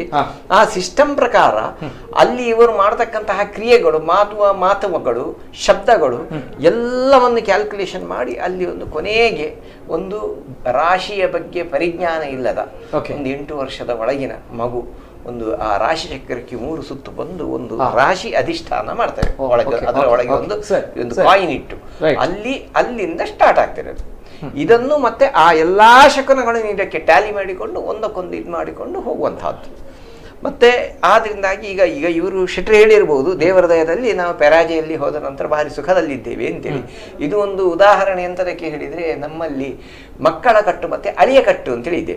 ಅವರು ಶೆಟ್ರು ಪಾಪ ಅವರು ಅಳಿಯ ಕಟ್ಟಿನವರು, ಹಾಗಾಗಿ ಅವರಿಗೆ ತಾಯಿಯ ಮನೆಯ ದೈವಗಳೆಲ್ಲ ಪ್ರಧಾನ. ಬಹುಶಃ ಅಲ್ಲಿಯೇ ದೇವರ ಆರಾಧನೆ ಇದನ್ನೆಲ್ಲ ಕರೆಕ್ಟ್ ಆಗಿ ಮಾಡ್ತಾ ಇದ್ದಾರೆ. ಆದ್ರೆ ನನಗೆ ಆ ಅನುಗ್ರಹದಿಂದ ಬಹುಶಃ ಈ ರೀತಿ ಆಗಿರ್ಬೋದು ಅಲ್ಲ, ಖಂಡಿತ ಅವರಿಗೆ ಆ ಅನುಗ್ರಹದಿಂದ ಅದನ್ನು ಪರ್ಫೆಕ್ಟ್ ಆಗಿ ಅವರು ಮಾಡ್ತಾ ಇದ್ದ ಕಾರಣ ಅವರಿಗೆ ಸುಖ ಶಾಂತಿ ಸಿಕ್ಕಿದೆ. ಆದ್ರೆ ಇದನ್ನೂ ಮಾಡ್ತಿದ್ರೆ ಅವರು ವ್ಯವಹಾರದಲ್ಲಿ ಸ್ವಲ್ಪ ಮೇಲೆ ಬರ್ತಿದ್ರು. ಅದರ ಒಟ್ಟಿಗೆ. Right right right okay. ಆದ್ರಿಂದಾಗಿ ಅವರು ಎಲ್ಲೋ ಏನೋ ತಳಕಾಡಿಕೊಂಡು ಇರ್ತಾರೆ. ಅದು ಏನೋ ವ್ಯವಹಾರದಲ್ಲಿ ಇಲ್ಲಿಯೋ ಸಿಕ್ಕಾಕೊಂಡು ಏನೋ ತಳಕಾಡಿಕೊಂಡು ಏನೋ ಇದೆಲ್ಲ ಈಗ ಇದೆಲ್ಲ ಸರಿಯಾದ್ರೆ ಅದು ಸರಿಯಾಗ್ತದೆ. Okay okay. ಬಹುಶಃ ಇದು ಅಷ್ಟಮಂಗಲ ಪ್ರಶ್ನೆ ಅನ್ನುವಂಥದ್ದು ಸರಿಯಾಗಿ ಬರುತ್ತೆ, ಇದರಲ್ಲಿ ಎಲ್ಲವೂ ಕೂಡ ಗೊತ್ತಾಗುತ್ತೆ. ಅದೇ ಪ್ರಶ್ನೆ ಆಗಿರುವಂಥದ್ದು ಅಷ್ಟಮಂಗಲ ಪ್ರಶ್ನೆ ಇಡ್ತಾರೆ 500 ವರ್ಷಗಳ ಹಿಂದಿನ ಒಂದು ದೇವಸ್ಥಾನ ಸಿಗುತ್ತೆ ಅನ್ನುವಂಥದ್ದು ಹೇಳುವಾಗ ಎಲ್ಲೊಂದ್ ಕಡೆ ಅನೇಕ ಜನರು ಇದ್ದಾರೆ ಪ್ರಶ್ನೆ ಮಾಡುವವರು. ಇದನ್ನೇ ನಾನು ಕೇಳ್ತಾ ಇದ್ದೇನೆ, ಅನೇಕ ಜನರು ಪ್ರಶ್ನೆ ಮಾಡ್ತಾರೆ ಹೇಗ್ ಸಿಗುತ್ತೆ ಹೇಗ್ ಸಾಧ್ಯ ಅನ್ನುವಂಥದ್ದು. ಏನ್ ಹೇಳ್ತಾರೆ ಒಂದು ಮಾತುಗಳು ತಮ್ಮ ಕಡೆ ಅಂತ ಹೇಳಿ ಸ್ಟ್ರಾಂಗ್ ಆಗಿ. ಎಸ್ ಇರ್ಬೋದು. ಈಗ ನಾನು ಹೇಳಿದಲ್ವಾ, ನಾನು ನಮ್ಮ ಪ್ರಶ್ನೆಯಲ್ಲಿ ಒಂದು ದಕ್ಷಿಣ ದಿಕ್ಕಿನಲ್ಲಿ ಇಂತಹ ಈಶ್ವರ ದೇವಸ್ಥಾನ ಇತ್ತು, ಗಣಪತಿ ಹೆಸರು, ಅದು ಕಾಂಪೋಸಿಟ್ ಇನ್ಸ್ಟಿಟ್ಯೂಟ್ ಸಂಕೀರ್ಣ ಸಂಯಮಿ ಸಂಸ್ಥೆ ಅಂತೇಳಿ ಆಗಮಶಾಸ್ತ್ರದಲ್ಲಿ ಹೆಸರು ಅದಕ್ಕೆ. ಅಂತಹ ಒಂದು ಸಂಸ್ಥೆ ಇತ್ತು ಅಲ್ಲಿ. ಆ ದೇವಸ್ಥಾನ ಅಂತಹ ಸಂದರ್ಭದಲ್ಲಿ ಒಟ್ಟೊಟ್ಟಿಗೆ ಉತ್ಸವ ಆಗ್ಬೇಕು, ಇದೆಲ್ಲ ಪದ್ಧತಿ ಎಲ್ಲ ಇದೆ. ಸೊ ಅಂತಹ ಇದೆಲ್ಲ ಇತ್ತು. ಅದನ್ನೆಲ್ಲ ಏನ್ ಮಾಡ್ತಾರೆ ಕೆಲವರೆಲ್ಲ, ಈ ಏನು ಅಪೋಸಿಟ್ ಇದೆ ಅಲ್ಲಿ, ಏನು ಕನ್ಸ್ಟ್ರಕ್ಷನ್ ಇದೆ, ಏನು ಸ್ಟ್ರಕ್ಚರ್ ಇದೆ, ಈಗ ಅಲ್ಲಿ ಮಾಸ್ಕ್ ಇದೆ, ಕೆಲವರೆಲ್ಲ ಅವರಿಗೆ ಒಂದು ಹುಟ್ಟುವಾಗಲೇ ಅವರಿಗೆ ಅಂತಹ ಒಂದು ಗುಣ, ಅದಕ್ಕೆಲ್ಲ ಸಪೋರ್ಟ್ ಮಾಡುವಂಥದ್ದು. ಆಗ ಅಂಥವ್ರು ಇದನ್ನು ಈ ಅಷ್ಟಮಂಗಲ ಪ್ರಶ್ನೆಯನ್ನು ಇದು ಮಾಡಲೇಬೇಕು, ದೂರಲೇಬೇಕು, ಇದು ಸರಿ ಇಲ್ಲ ಹೇಳಲೇಬೇಕಾಗ್ತದೆ ಇಂಥದ್ದು. ಅದು ಯಾಕಂತ ಹೇಳಿದ್ರೆ ಅಲ್ಲಿ ಬಂದವನಿಗೆ ಜ್ಯೋತಿಷಿಗೆ ಅದರ ಬಗ್ಗೆ, ಅಥವಾ ಅಲ್ಲಿ ಚೋದ್ಯ ಪ್ರಶ್ನೆಗೆ ಬಂದವನಿಗೆ ಆಗಲಿ, ಅಥವಾ ಇನ್ನು ಬರೆದುಕೊಂಡು ಹೋಗೋ ಜ್ಯೋತಿಷಿಗಾಗಲಿ, ಆದರೆ ಮಂಗಳೂರಿನ ಬಗ್ಗೆ ಏನೂ ಗೊತ್ತಿಲ್ಲ, ಅವರು ಪ್ರಪ್ರಥಮ ಬಂದವರು, ಅವರಿಗೆ ಇದು ಗೊತ್ತೇ ಇಲ್ಲ, ಅವರು ಆ ಏರಿಯಾದವರು ಸಮೇತ ಅಲ್ಲ, ಅವರಲ್ಲಿ ಇಲ್ಲಿಯೂ ತಿರುಗಾಡಿಲ್ಲ, ನೋಡಿ ಎಲ್ಲ ಗಾಲಿ ಬಂದ ಪ್ರಶ್ನೆ ಆಧಾರದಲ್ಲಿ ಎಲ್ಲವನ್ನು ಹೇಳಿಕೊಂಡು ಹೋಗುವಾಗ ನಾವು ಮತ್ತೆ ಅದು ಹೌದಾ ಅಲ್ವಾ ಅಂತ ಹೇಳಿ ನೋಡಿಕೊಂಡು ಹೋಗುವ, ಎಲ್ಲ ಸತ್ಯವಾಗಿ ಕಾಣುವಾಗ ಮತ್ತೆ ಅದನ್ನು ಸತ್ಯ ಹೇಳದೆ ಇನ್ನೇನು ಹೇಳಬೇಕು. ಓಕೆ ಓಕೆ ಸರಿ. ಅನೇಕ ಪ್ರಶ್ನೆಗಳು ಬರುತ್ತೆ, ಇನ್ನಷ್ಟು ಮಾತುಕತೆಗಳು ಮುಂದುವರಿಸ್ತೇವೆ. ಒಂದು ಅನೇಕ ಪ್ರಮುಖವಾಗಿರುವಂತಹ ಘಟನೆಗಳು ಕೂಡ ಇದೆ. ಸರ್ ಏನ್ ಹೇಳ್ತೀರಾ ಅಂತ ಹೇಳಿ ಈ ಒಂದು ಘಟನೆಯ ಬಗ್ಗೆ. ಎಸ್ ಅಂದ್ರೆ ಈಗಿನ ಈ ಕಲಿಯುಗದಲ್ಲಿ ವಿಜ್ಞಾನಕ್ಕೊಂದು ಸವಾಲು ಅಂತ ಹೇಳ್ಬೋದು. ರೈಟ್. ಜ್ಯೋತಿಷ್ಯರು ಈ ಸರ್ಪದ ಸಾವಿನ ನಂತರ ಗ್ರಾಮಸ್ಥರು ಸೇರಿಕೊಂಡು ಒಂದು ಎಲ್ಲರೂ ಸೇರಿಕೊಂಡು ಮೀಟಿಂಗ್ ಮಾಡಿದ್ರು. ಮೀಟಿಂಗ್ ಮಾಡುವಾಗ ಫಸ್ಟಿಗೆ ಬಂದದ್ದು ಪ್ರಶ್ನಾ ಚಿಂತನೆ ಆಯಿತು. ನಮ್ಮ ಮುಳಿಯ ಗಣೇಶ್ ಭಟ್ ಇವರು ಅವರು ಏನು ಹೇಳಿದ್ದಾರೆ ಹಾಗೆ ಅಲ್ಲಿ ನಮ್ಮ ಭಂಡಾರದ ಮನೆಯಲ್ಲಿ ಸಿಕ್ಕಿದೆ. ಅದರ ನಂತರ ಗ್ರಾಮಸ್ಥರಿಗೆ ಇನ್ನಷ್ಟು ದೈವದ ಮೇಲೆ ನಂಬಿಕೆ ಭರವಸೆ ಬಂದಿದೆ. ಇನ್ನೂ ನಮ್ಮ ಗ್ರಾಮಕ್ಕೆ ಸ್ವಲ್ಪ ಚೇತರಿಸಿಕೊಳ್ಬಹುದು ಅನ್ನುವಂತ ಭಾವನೆ ಊರಿನ ಗ್ರಾಮಸ್ಥರಿಗೆ ಬಂದಿದೆ. Okay sir. ಅದರಲ್ಲೂ ಕೂಡ ಈ ಘಟನೆ ಇನ್ನೂ ಕೂಡ ಪ್ರಾಮುಖ್ಯತೆ ಪಡೆದಿರುವಂತದ್ದು, ಏನೋ ಒಂದ್ ಕಡೆ ಅಚ್ಚರಿ ಇದೆ, ವಿಸ್ಮಯ ಇದೆ ಅನ್ನುವಂಥದ್ದು, ನಾಗಗಳ ಒಂದು ಸಾವುಗಳು, ಶವಗಳು ಸಿಗುತ್ತೆ ಅನ್ನುವಂಥದ್ದು, ಇದರ ಬಗ್ಗೆ ನಾವು ಮಾತನಾಡಬೇಕು. ತಾವು ಹೇಳಿದ್ರೆ ಸರ್ 13 ನಾಗರ ಹಾವುಗಳು ಸತ್ತಿದೆ ಅನ್ನುವಂಥದ್ದು. ಆದ್ರೆ ಯಾವ ಅವಸ್ಥೆಯಲ್ಲಿ ಸಿಗ್ತಾ ಇತ್ತು ಅನ್ನುವಂಥದ್ದು, ಯಾವ ರೀತಿಯಲ್ಲಿ ಸಿಗ್ತಾ ಇತ್ತು ತಮಗೆ ಸತ್ತು ಸಿಗುವಂಥದ್ದು? ಓಕೆ, ಅಂದ್ರೆ ಅದು ಗಾಯಗೊಂಡಿರುವಂತದ್ದ ಅಥವಾ ಏನಿಲ್ಲ, ಸತ್ತ ಶವವಾಗಿ ನಾಗರ ಹಾವು ಇದ್ರೆ ಹೇಗಿರುತ್ತೆ ಆ ರೂಪದಲ್ಲಿ ಸಿಗುವಂಥದ್ದು. ಯಾವುದೋ ಒಂದು ಕಾರಣದಿಂದ ದುರ್ಮರಣಕ್ಕೆ ಈಡಾಗುವಂಥದ್ದು, ಗಾಯಗೊಂಡಿರುವಂತದ್ದು ಅಥವಾ ಅಪಘಾತ ಆಗಿರುವಂತದ್ದು, ಯಾರೋ ತುಳಿದಿರುವಂತದ್ದು, ಈ ರೀತಿ ಅಲ್ವೇ ಅಲ್ಲ? ಹಾಗೆಲ್ಲ ಇರೋದಿಲ್ಲ. ಆಕ್ಸಿಡೆಂಟ್ ಈಗ ರೋಡ್ ಸೈಡ್ ಅಲ್ಲಿ ಅಂತ ಆದ್ರೆ ವೆಹಿಕಲ್ ಪಾಸ್ ಆಗಿ ಸತ್ತಿರ್ಲಿಕ್ಕೂ ಸಾಕು ಹೇಳಲಿಕ್ಕೆ ಆಗಿರಬಹುದು ಅಂತ ಹೇಳುವಂಥದ್ದು. Right right. ಅದನ್ನೆಲ್ಲ ತುಂಬಾ ಚಿಂತನೆ ಮಾಡ್ಲಿಕ್ಕೆ ಹೋಗ್ಲಿಕ್ಕೆ ನಾಗರ ಬಗ್ಗೆ ಇರುವಂತ ಹೆದರಿಕೆ ಅದನ್ನೆಲ್ಲ ತುಂಬಾ ನೋಡ್ಲಿಕ್ಕೆಲ್ಲ ಹೋಗುದಿಲ್ಲ. ಹಾಗಾಗುತ್ತೆ. ಅದಕ್ಕೆ ಸಂಸ್ಕಾರವನ್ನು ಮಾಡಿಬಿಡ್ತಾರೆ. ಮುಂದಿನ ಪುನಃ 11-12 ದಿವಸದ ಕಾರ್ಯಕ್ರಮದಲ್ಲಿ ಸರ್ಪ ಸಂಸ್ಕಾರ ಕಾರ್ಯಕ್ರಮ ಮಾಡಿಬಿಡ್ತೀವಿ. ಹೊರಗೆ ಅಂದ್ರೆ ಇಷ್ಟ ಸರ್ಪಗಳು ನಾಶ ಆಗುವಾಗ ಅದು ಯಾವ ರೀತಿಯಲ್ಲಿ ಸತ್ತಿದೆ ಅಂತ ಯಾರು ಹೋಗುವಂತ ಧೈರ್ಯ ಸಾಧಾರಣಕ್ಕೆ ಯಾರಿಗೂ ಇಲ್ಲ. ಸತ್ತ ಶವವನ್ನು ನೋಡಿ ಬಿಳಿ ಬಟ್ಟೆಯನ್ನ ಹಾಕಿ ಪದೇ ಪದೇ ಆಗ್ತಾ ಇದೆಯಲ್ವಾ ಗ್ರಾಮದಲ್ಲಿ, ಪದೇ ಪದೇ ಬೆಳಿಗ್ಗೆ ಒಂದು ಸರ್ಪ ಸಂಸ್ಕಾರ ಆಗಿ ಸಂಜೆ ನಮ್ಗೆ ಫೋನ್ ಬಂದಂತೂ ಉಂಟು, ಇಲ್ಲೊಂದು ಸರ್ಪ ನಾಶ ಆಗಿದೆ, ಒಮ್ಮೆ ಬರ್ತೀರಾ ಅಂತ. ನಾವಲ್ಲೇ ಸಾಧಾರಣ ಒಂದು 5-6 ಮಂದಿ ನಮ್ಗೆ ಫೋನ್ ಬರೋದು, ಇಲ್ಲೊಂದು ಸರ್ಪ ನಾಶ ಆಗಿದೆ, ಇದನ್ನು ಯಾರಾದ್ರೂ ಒಂದು ವ್ಯವಸ್ಥೆ ಮಾಡಿ. ಅಂದ್ರೆ ಸರ್ಪವನ್ನ ದಫನ ಮಾಡ್ಲಿಕ್ಕೆ ಪಕ್ಕ ಬೇಗನೆ ಸಿಕ್ಕಲ್ಲ ಯಾರು. ಅಂದ್ರೆ ನಮ್ಮ ಕಶೆಕೊಡಿ ಸೂರ್ಯನಾರಾಯಣ್ ಭಟ್ ಅಂತ ಇದ್ದಾರೆ, ಈ ಸರ್ಪದ ವಿಚಾರದಲ್ಲಿ ತುಂಬಾ ನಮಗೆ ಪ್ರೋತ್ಸಾಹ ಕೊಟ್ಟಿದ್ದಾರೆ. ಸರ್ಪ ಸಂಸ್ಕಾರಕ್ಕೆ 13 ಸರ್ಪ ಸಂಸ್ಕಾರ ಅವರೇ ಮಾಡಿದ್ರು, ಅವರ ಕೈಯಲ್ಲೇ ಮಾಡಿದ್ರು. ಅಂದ್ರೆ ಊರಿನವರು ಸೇರಿಕೊಂಡು ಸಾಧಾರಣ ಒಂದು ಪಾಪದವರ ಮನೆಯಲ್ಲೂ ಸತ್ತಿರ್ತದೆ, ಅವರಿಗೆ ಸಾಧಾರಣ ಒಂದು ಸರ್ಪ ಸಂಸ್ಕಾರ ಮಾಡುವಾಗ 25,000-30,000 ರೂಪಾಯಿ ಬೇಕಾಗ್ತದೆ. ಎಲ್ರಿಗೂ ಒಂದು 50 ಜನರಿಗೆ, ಆ ಭಾಗದ ಒಂದು 50 ಜನರಿಗೆ ಅನ್ನದಾನ ಕೊಟ್ಟು ಸ್ವಲ್ಪ ಸಂಸ್ಕಾರದ ವಿಧಿವಿಧಾನಕ್ಕೆ ಒಂದು 25-30 ಸಾವಿರ ರೂಪಾಯಿ ಬೇಕಾಗ್ತದೆ. ಎಲ್ಲರೂ ಗ್ರಾಮಸ್ಥರು ಸೇರ್ಕೊಂಡು 500-1,000 ಎಲ್ಲ ಸೇರ್ಕೊಂಡು ಸ್ವಲ್ಪ ಸಂಸ್ಕಾರ ಮಾಡಿದ್ದು ಉಂಟು. ಇದೇ ಸೂರ್ಯನಾರಾಯಣ್ ಭಟ್ ಅವರು ಮಾಡಿದ್ದು. ಸಂಜೆ ಹೊತ್ತಿಗಾಗ್ಲೇ ಮತ್ತೊಂದು ಫೋನ್ ಕರೆ ಬರುತ್ತೆ, ಇಲ್ಲೊಂದು ಹೀಗಾಗಿದೆ. ಎಸ್, ಅವಾಗಲೇ ನಾನು ಕೇಳೋದು ಜನರಿಗೆಲ್ಲ ಒಂದ್ ಕಡೆ ಗೊಂದಲ ಕುತೂಹಲ, ಏನಾಗ್ತಾ ಇದೆ, ಏನ್ ಕಾರಣಕ್ಕೋಸ್ಕರ ಆಗ್ತಾ ಇದೆ ಅನ್ನುವಂತ. ಅದೇ ಲಾಸ್ಟ್ಗೆ 13ನೇ ಸರ್ಪ ಸಂಸ್ಕಾರ ಮಾಡುವಾಗ ಇದೇ ಸೂರ್ಯನಾರಾಯಣ್ ಭಟ್ ಹೇಳಿದ್ದುಂಟು, ಏನು ಇದು ಶೆಟ್ರೆ ನಿಮ್ಮ ಪೆನ್ನೆಯಲ್ಲಿ ಸರ್ಪದ ಇದು ಸಂಸಾರ ಉಂಟಾ ಅಂತ.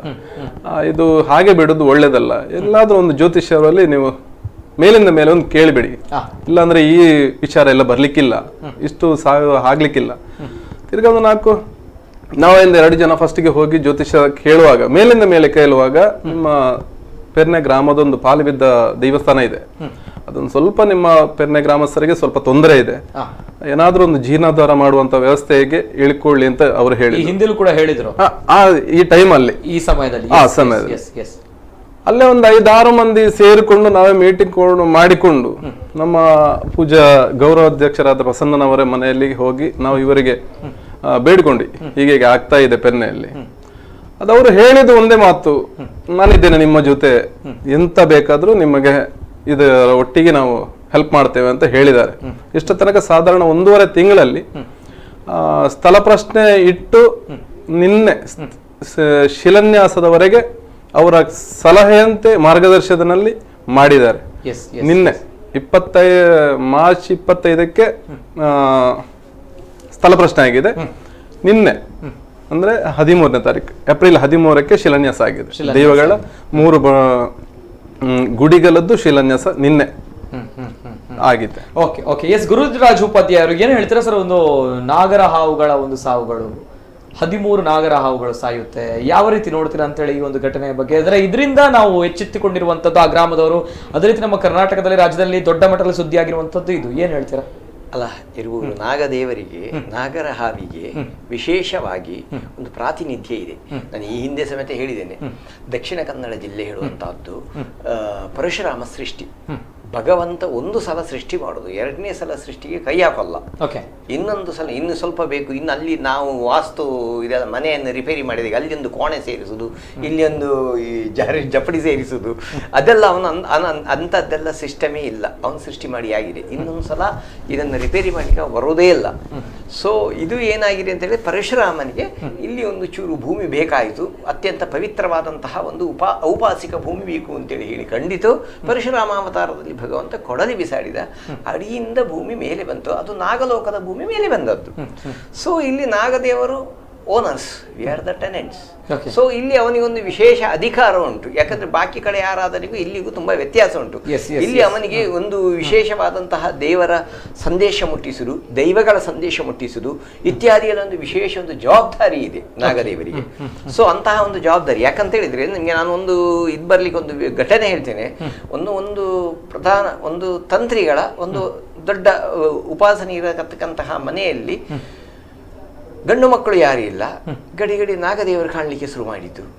ನೋಡುದು ಹೋಗುದು, ಇದು ಅಲ್ಲಿರುವುದು ಹೆಣ್ಣು ಮಕ್ಕಳು ಮಾತ್ರ. ಬಹಳ ಇದಕ್ಕೆ ಕಾರಣ ಆಯಿತು. ಇದು ಕೊನೆಗೆ ಇದೇನಾಯಿತು ಅಂತ ಹೇಳಿದರೆ, ಅವರ ಮನೆಯಲ್ಲಿ ಕೆಲವೊಂದು ಪ್ರಶ್ನೆ ಇಟ್ಟು ಕೆಲವೊಂದು ಕಾರ್ಯಕ್ರಮಗಳೆಲ್ಲ ನಡಿಬೇಕಿತ್ತು. ಸರಿ. ಸೊ ಅದೆಲ್ಲ ಮಾಹಿತಿ ಏನೆಲ್ಲ ನಡಿಬೇಕಿತ್ತು ಅವನ್ನೆಲ್ಲ ಕ್ರಮ ಪ್ರಕಾರ ಮಾಡಿ ಆಯಿತು. ಮಾಡಿದ ನಂತರ ಈಗ ಅದರ ಸುದ್ದಿಯೇ ಇಲ್ಲ. ಈಗ ಆ ಮನೆಯಲ್ಲಿ ಹೆಚ್ಚು ಕಮ್ಮಿ ಯಾರೂ ಇಲ್ಲ. ಅದಕ್ಕಿಂತ ಹೆಚ್ಚು ಪಾಳು ಬಿದ್ದರೆ ಅದಕ್ಕೆ ಸುತ್ತಮುತ್ತ ಗಿಡ ಬಳ್ಳಿಗಳೆಲ್ಲ ಜಾಸ್ತಿ ಬೆಳೆದಿದೆ. ಈಗ ಬರಬೇಕಿತ್ತು, ಈಗ ಬರ್ತಾನೆ ಇಲ್ಲ. ಯಾಕಂತ ಹೇಳಿದ್ರೆ ಅದು ಅವನು ಏನು ನೀವು ತಪ್ಪಿಕೊಂಡಿದ್ದೀರಿ ಅಂತ ಇವರಿಗೆ ತೊಂದರೆ ಆಗಬಾರದು ಹೇಳುವ ದೃಷ್ಟಿಯಲ್ಲಿ ನಾಗದೇವರು ಬಂದು ತೋರಿಸಿಕೊಂಡು ಅದನ್ನೆಲ್ಲ ಮಾಡಿಸಿಕೊಂಡ್ರು. ಅದರ ವಿಷಯ, ಅದರ ರುಚಿ ಆ ಮನೆಯವರಿಗೆ ಎಲ್ಲರಿಗೆ ಗೊತ್ತಿದ್ದ ಕಾರಣ ಅವರು ಕೂಡಲೇ ಇದು ಏನೋ ನಾವು ತಪ್ಪಿಕೊಂಡಿದ್ದೇವೆ ಅಂತೇಳಿ ಹೇಳಿ ಮೊದಲು ಏನು ಮಾಡಿದ್ದೇವೆ ಅಂತೇಳಿ ವಿಮರ್ಶೆ ಮಾಡಿಕೊಂಡು ಕೂಡಲೇ ಬೇಕಾದಂಥ ಕಾರ್ಯಕ್ರಮ ಎಲ್ಲ ಮಾಡಿಕೊಂಡು ಎಲ್ಲ ಸರಿ ಮಾಡಿಕೊಂಡು ಬಿಟ್ಟರು. ಇದು ಬಹುಶಃ ಇದು ಬಹಳ ಸಮಯದಿಂದ ಇವರಿಗೆ ಮನೆಗೆ ನಾಗರ ಹಾವು ಬಂದುಕೊಂಡು ತೋರಿಸಿಕೊಂಡು ಅದನ್ನು ಹೆಡೆ ಎತ್ತಿ ಬಿದ್ದುಕೊಂಡು ಇವರು ಏನೋ ಎಲ್ಲ ಬೇಡದ್ದು ಏನೋ ತಲೆಗೆ ಹೋಗ್ತಿತ್ತು, ಏನೋ ಎಲ್ಲ ಮಾಡಿ ಅವರವರದಕ್ಕೆ ಏನೋ ಎಲ್ಲ ಮಾಡಿ ಬಿಟ್ಟು. ಇದು ಬಹುಶಃ ನಮ್ಮ ಮನೆಯಲ್ಲಿ ಮೈಲಿಗೆ ಆಗಿರೆ ಕಾಣಬೇಕು, ಬಹುಶಃ ಆ ಥರ ನಾಗಬನಲ್ಲಿ ಮೈಲಿಗೆ ಆಗಿರೆ ಕಾಣಬೇಕು ಇತ್ಯಾದಿಯನ್ನೇ ನೆನೆಸಿಕೊಂಡು ಬಿಟ್ಟರು. ಇದು ಕೊನೆಗೆ ಇವರು ಮಾಡಲಿಕ್ಕೆ ನಡೆಯೇ ಇಲ್ಲ ಅಂತೇಳಿ ಹೇಳಿ ಆಗುವಾಗ ಆ ನಾಗದೇವರು ಇವರಿಗೆ ಈ ರೀತಿ ಹೆದರಿಕೆ ಹುಟ್ಟಿಸಿದ್ರು. ಇದು 13 ಸಾಯುವುದು ಅಂತೇಳಿ ಹೇಳಿದ್ರೆ, 13 ಸಂಸ್ಕಾರ ನಡೆಯುವುದು ಹೇಳಿದ್ರೆ ಅದನ್ನು ನಾಗಲೋಕವೇ.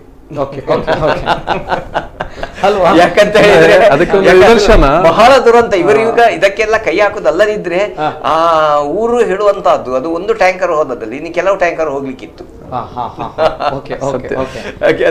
ದುರಂತವನ್ನು ಇವರಿಗೆ ತಡೆದ ಹಾಗೆ ಆಯ್ತು ಅಲ್ಲಿಗೆ. ಯಾಕಂದ್ರೆ ಮೇನ್ ಹೈವೇ ಅದು. ಆದ್ರೆ ಎಲ್ಲೋ ಒಂದ್ ಕಡೆ ವಿಜ್ಞಾನಕ್ಕೆ ಸವಾಲು ಕೂಡ ಆಗುತ್ತೆ, ಏನೋ 13 ನಾಗರ ಹಾವುಗಳು ಸಾಯುತ್ತೆ ಅನ್ನುವಂಥದ್ದು. ಅದೇ ನಾಗರ ಹಾವು ಇವರು ಇದಕ್ಕೆಲ್ಲ ಕೈ ಹಾಕಿದ ನಂತರ ಯಾವ್ದು ಸಾಯ್ತಾ ಇಲ್ಲ ನೋಡಿ. ಈಗ ಏನ್ ಸಮಸ್ಯೆ ಇಲ್ಲ. 1.5 ತಿಂಗಳಿಂದ ಮಾರ್ಚ್ ಇವತ್ತಿಗೆ 56ನೇ ದಿವಸ ನಾವು ಹೋಗಿ ಪ್ರಾರ್ಥನೆ ಮಾಡ್ಕೊಂಡು ಬಂದು ಆ ಜಾಗದಲ್ಲಿ ಇವತ್ತಿನವರೆಗೆ ನಾಗರ ಹಾವು ಅಂತೇಳಿ ನಮ್ಮ ಗ್ರಾಮದಲ್ಲಿ ಯಾರಿಗೆ ಕಂಡಿದ್ದು ಇಲ್ಲ. ಅಲ್ಲ ನೀವು ಇದನ್ನು ನೋಡಿ ಬೇಕಿದ್ರೆ ಆಮೇಲೆ ಅದಕ್ಕಿಂತ ಜಾಸ್ತಿ ಹೇಳ್ತೀವಿ. ಸುಮಾರು ಒಂದು 10 ಮದುವೆ ನಿಗಂಟ ಆಯ್ತು ಈಗ 56 ದಿವಸದಲ್ಲಿ. ಅಷ್ಟು ಶುಭ ಕಾರ್ಯಗಳು ನಡೀತಾ ಇದೆ ನೋಡಿ. ಅದೇ ನೀವು ನೋಡಿ ಇಷ್ಟರವರೆಗೆ ಅಲ್ಲ ಮನೆಯಲ್ಲಿ ಸಂತೋಷ ಪಡುವಂತ ವಿಚಾರ. ಇಷ್ಟರವರೆಗೆ ಮನೆಯಲ್ಲಿ ನಾಗದೇವರು ಹೆಚ್ಚು ಮತ್ತೊಂದು ಹೇಳ್ತೀವಿ. ಅಲ್ಲಿ ಎಷ್ಟು ಆ ಶಕ್ತಿ ಎಷ್ಟು ಪವರ್ಫುಲ್ ಆಗಿದೆ ಅಂದ್ರೆ, ಎಷ್ಟು ಶಕ್ತಿಯುತವಾಗಿದೆ ಅಂತ ಹೇಳಿದ್ರೆ ಜ್ಯೋತಿಷಿಗಳು ಹತ್ತಿರ ಇದ್ದಾರೆ ಹೇಳಿ ಪ್ರಶ್ನೆ ಇಟ್ಟು ಶಿಲಾನ್ಯಾಸ ಆಗಬೇಕು ಅಂತ ಆದ್ರೆ ಎಷ್ಟೆಲ್ಲ ಕಾರ್ಯಕ್ರಮಗಳಿವೆ ಅದಕ್ಕೆ. ಪ್ರಶ್ನೆ ಆದ ನಂತರ ಜೀರ್ಣೋದ್ಧಾರದ ವ್ಯವಸ್ಥೆ ಹೇಗೆ ಅಂತ ಹೇಳಿ ಕಮಿಟಿ ಎಲ್ಲ ಆಗಬೇಕು. ಅದರ ನಂತರ ಅದಕ್ಕೆ ವಾಸ್ತುಶಿಲ್ಪಿಗಳು ಬರಬೇಕು, ಮೊದಲು ಹೇಗಿತ್ತು ಹಾಗೆ ಆಗ್ಬೇಕು ಅಂತ ಹೇಳಿ. ಆಮೇಲೆ ಅದರ ನೆಕ್ಸ್ಟ್ ಅಂತ ಹೇಳಿದ್ರೆ ಅಲ್ಲಿರುವಂತಹ ಬಾಧಾಮೂರ್ತಿಗಳನ್ನೆಲ್ಲ ಉಚ್ಚಾಟನಾದಿಗಳನ್ನು ಕಾರ್ಯಕ್ರಮ ಆಗ್ಬೇಕು, ತಂತ್ರಿಗಳು ಬಂದು. ಆಮೇಲೆ ಅದರ ನಂತರ ಬಾಲಾಲಯ ಪ್ರತಿಷ್ಠೆ ಅಂತ ಅಂದ್ರೆ ಅನುಜ್ಞಾ ಕಲಶ ಆಗಿ ಬಾಲಾಲಯ ಪ್ರತಿಷ್ಠೆ ಅಂತ ಆಗ್ಬೇಕು. ಅದಾದ ನಂತರ ಮತ್ತೆ ಅಲ್ಲಿ ಜೀರ್ಣೋದ್ಧಾರ ಲೆವೆಲಿಂಗ್ ಆಗ್ಬೇಕಾ ಅಥವಾ ಏನಾಗಬೇಕು ಜೀರ್ಣೋದ್ಧಾರ ಕೆಲಸಕ್ಕೆ ಅದಷ್ಟು ಆಗ್ಬೇಕು. ಅದಷ್ಟು ಆದ ನಂತರ ಶಿಲಾನ್ಯಾಸ ಕಾರ್ಯಕ್ರಮ ಬರುವಂತದ್ದು. ಇಷ್ಟ ಆಗ್ಬೇಕಿದ್ರೆ ಎಷ್ಟು ಸಮಯ ಬೇಕು ಅಂತ ಹೇಳಿ ನಮ್ಮ ಜ್ಯೋತಿಷಿಗಳು ಹೇಳ್ಬೇಕು. ಯಾಕಂದ್ರೆ ಅವ್ರ ಅಷ್ಟು ಅನುಭವ ಇರುವಂತವ್ರು. ನಮ್ಮ ತಂತ್ರಿಗಳಿಗೆ ಅವರ ಏರಿಯಾಕ್ಕೆ ಒಂದು 150 ದೇವಸ್ಥಾನ ಕೆಮ್ಮಿಂಜ ನಾಗೇಶ್ವರ ನಮ್ಗೆ ತಂತ್ರಿಗಳು ಅಷ್ಟು ಬಿಸಿ ಅವರು. ಆದ್ರೂ ನಮ್ಮ ದೈವಗಳ ಪವಾಡವ ಏನೋ ಗೊತ್ತಿಲ್ಲ. ನಾವು 4-5 ಕಮಿಟಿಯವರು 4-5 ಮಂದಿ ಹೋಗಿದ್ದೇವೆ ಅವರಿಗೆ ಆಮಂತ್ರಣ ಕರೀಲಿಕ್ಕೆ. ತಕ್ಷಣ ಏನೋ ಅವರ ಡೈರಿಯನ್ನ ಇದು ನೋಡ್ಕೊಂಡು ಅದೇ ಒಂದು 10 ದಿವಸದ ಅಂದಾಜು ಗ್ಯಾಪ್ ಅಲ್ಲಿ ದಿನ ಕೊಟ್ಟಿದ್ದಾರೆ. ಸ್ಥಳ ಪ್ರಶ್ನೆ ಜ್ಯೋತಿಷಿಗಳು ಪ್ರಶ್ನೆ ಇಟ್ಟು 48ನೇ ದಿವಸ ನಿನ್ನಗೆ ಶಿಲಾನ್ಯಾಸ ಮುಗಿದೋಗಿದೆ. ಅಂದ್ರೆ ಅದರ ಸಾನ್ನಿಧ್ಯದ ಏನು ಅದರ ಕಾರಣಕ್ಕೆ ಏನು ತೋರಿಸ್ತಾ ಇದೆ ಹೇಳೋದು ನಾವು ಹೇಳ್ತಾ ಇರುವಂತದ್ದು. ನಿಜವಾದ ಮಾತುಗಳು. ಅದೇ ರೀತಿ ಒಬ್ರು ಕಾಲರ್ ಇದ್ದಾರೆ. ಹಲೋ ಸರ್, ನಮಸ್ತೆ. ಹಲೋ ಸರ್ ನಮಸ್ತೆ, ತಮ್ಮ ಹೆಸರು? ನಮಸ್ಕಾರ, ಗಂಗಾಧರ ಪೂಜಾರಿ. ಗಂಗಾಧರ ಪೂಜಾರಿ, ನಮಸ್ತೆ ಸರ್. ಏನ್ ಹೇಳ್ತೀರಾ ಅನ್ನುವಂಥದ್ದು ಈ ಒಂದು ಪವಾಡದ ಬಗ್ಗೆ, ಅಚ್ಚರಿ ವಿಸ್ಮಯದ ಬಗ್ಗೆ ಏನ್ ಹೇಳ್ತೀರಾ? ನಾಗದೇವರ ಬಗ್ಗೆ ಇರುವುದಾದ್ರೆ ಸ್ವಸ್ಥ ಇದೊಂದು ನನಗೆ ಕಾಣಿಸಿದಲ್ಲಿ ಇಲ್ಲೇ ಪಳಲಿಯಲ್ಲಿ ಒಂದು ಕ್ರಿಶ್ಚಿಯನ್ ಅವರು ಬ್ರಾಹ್ಮಣರ ಜಾಗ ತೆಗೆದು ಅವರಿಗೆ ನಂಬಿಕೆ ಇಲ್ಲ, ಅದನ್ನು ಬಂದ ಹಾವನ್ನು ಕೊಂದು ಹಿಂದೂ ಜಾಗದಲ್ಲಿ ಹಾಕಿದ್ರು. ಹಿಂದೂಗಳು ಅದನ್ನು ಅದಕ್ಕೆ ಬೇಡದ ಸಂಸ್ಕೃತಿ ಇದನ್ನೆಲ್ಲ ಭಟ್ರು ನಾವು ತರಿಸಿಕೊಂಡು ಎಲ್ಲ ಮಾಡಿದ್ವಿ. ಕಡೆಗೆ ಒಬ್ಬ ಮಗ ಹುಟ್ಟಿ ಅವರಿಗೆ ಅವರು ಇಂಪ್ರೂವ್ಮೆಂಟ್ ಆದ ಫಸ್ಟ್ ಮಗ ಒಂದು 30 ವರ್ಷಕ್ಕತ್ತೆ 30-40 ವರ್ಷಕ್ಕತ್ತೆ ಮುಂಚೆ. ಆಗ ಅವನು ಮತ್ತೆ ಎಲ್ಲವುದು ಒಂದು ಹಾವು ಉಳಿದಿತ್ತಲ್ಲಿ, ಅದನ್ನು ಇಜಲಿಕ್ಕೆ ಆಗ್ಲಿಲ್ಲ. ಅದು ಮನೆಯಿಂದ ಹೆಂಡತಿ ಹೋಗುವಾಗ ಗ್ಯಾಸ್ನ ಮನೆ ಬಾಗಿಲಲ್ಲಿ ಹಾಕಿ ಬೆಳಿಗ್ಗೆ ಅವನನ್ನು ಕೊಂದಾಕಿದೆ. ಒಂದು ಹಾವು ಇಷ್ಟ ತನಕ ಅನುಕೂಲಸ್ಥರು ಹಣ ಇದೆ ಅವರ ಹತ್ರ, ಒಬ್ಬನನ್ನು ಕೊಂದಾಕಿದೆ. ಪ್ರತಿಯೊಂದು ನಮ್ದು ಪರಶುರಾಮನ ಸೃಷ್ಟಿ ಇಲ್ಲಿ ನಾಗದೇವರ ಪ್ರಮುಖ ಸ್ಥಾನ ಇದೆ ದಕ್ಷಿಣದಲ್ಲಿ.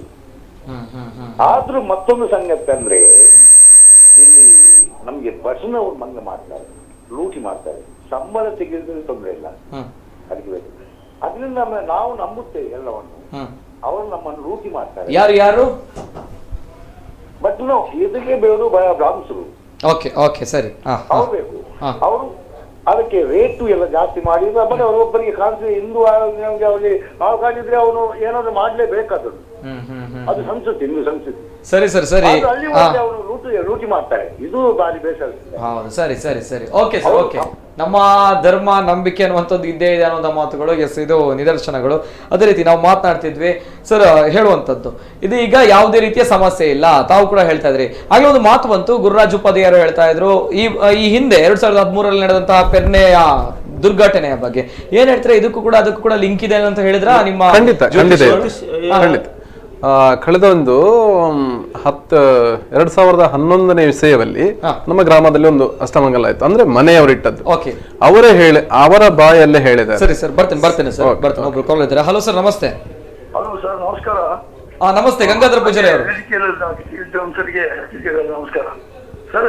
ಒಂದು ವಿಚಾರ ಈಗ ಕಂಡು ಬಂದದ್ದು ನೋಡಿ ಬಹಳ ಸಂತೋಷ ಇತ್ತು. ಇದು ಖಂಡಿತವಾಗಿಯೂ ಡೆವಲಪ್ ಆಗ್ತದೆ. ಈಗ ಕಮಿಟಿ ಎಲ್ಲ ಆಗಿದೆ, ವರ್ಷಗಳಲ್ಲಿ ಇದ್ದಾರೆ, ಕಮಿಟಿ ಆಗ್ತದೆ, ಆಗಿದೆ. ಆದ್ರಿಂದಲೇ ಈಗ ನೀವು ವೇದಿಕೆಯಲ್ಲಿದ್ದವರೆಲ್ಲ ಬಹಳ ತಿಳುವಳಿಕೆ ಇದ್ದಂತವ್ರು, ಅವೆಲ್ಲ ಜನಸಾಮಾನ್ಯರಷ್ಟೇ. ಆದ್ರೆ ನಮ್ಮ ಭಾವನೆ ಪ್ರಕಾರ ಏನ್ ಹೇಳ್ತದೆ, ಇದು ಭವ್ಯವಾದ ದೇವಸ್ಥಾನ ದೇವರ ಖಂಡಿತ ಆಗ್ತದೆ. ಒಂದು ನಿದರ್ಶನ ಸರ್, ಮಂಗಳೂರಲ್ಲಿ ಒಂದು 325 ವರ್ಷದ ಹಿಂದಿನದೊಂದು ಬೆಟ್ಟೇಶ್ವರ ನಾಗಬ್ರಹ್ಮ ದೇವಸ್ಥಾನ ಸಾನ್ನಿಧ್ಯ ದೈವ ಉಳಿದದ್ದು ಒಂದು ಸಾನ್ನಿಧ್ಯ ಬಹಳ ವರ್ಷದ ಮೊದಲು ನಾನು ನೋಡಿದೆ. ಅಲ್ಲಿ ಅಷ್ಟಮಂಗಲ ಇಟ್ಟು ಭೂಮಿ, ಹೆಚ್ಚಿನ ಭೂಮಿಯೆಲ್ಲ ಜೈನರಿಗೆ ಸಂಬಂಧಪಟ್ಟದ್ದು, ಇದು ಜೈನರಿಗೆ ಸಂಬಂಧಪಟ್ಟದ್ದು. ಆ ಗ್ರಾಮದಲ್ಲಿ ಊರಲ್ಲಿ ಇದ್ದವರೆಲ್ಲ ಅದನ್ನ ಆರಾಧನೆ ಮಾಡಿದ್ರು, ಅದು ಕಂಡು ಬಂತದ್ದು, ಅದರಲ್ಲಿ ಕೆಲವು ಶಕ್ತಿಗಳು ಕಂಡು ಬಂತು. ಆದ್ರೆ ಊರಿನವರೆಲ್ಲ ಆರಾಧನೆ ಮಾಡಿದ್ರು, ಅಷ್ಟಮಂಗಲ ಪ್ರಶ್ನೆ ಜೈನರಿಗೆ ಸಂಬಂಧಪಟ್ಟದ್ದು ಅಂತ ಹೇಳಿದ್ರು ಬಂತು. ಅದರಲ್ಲಿ ಏನೆಲ್ಲ ಆಯ್ತು, ಇವತ್ತಿಗೂ ಅದು ಅಡಿಗೆ ಬಿದ್ದು ಆಗ್ಲಿಲ್ಲ ಸರ್. ಆದ್ರಿಂದ ಇಂಥ ವ್ಯವಸ್ಥೆಗಳು ಕೂಡ ಆಗ್ತದೆ, ಆದದ್ದು ಉಂಟು. ಅಲ್ಲಿ ಅಲ್ಲಿ ಏನೂ ಇಲ್ಲ, ಅದು ಭೂಮಿ ಅಡಿಯಲ್ಲಿ ಇದ್ದಿದ್ದಿಲ್ಲ, ಕಂಡು ಬಂತು.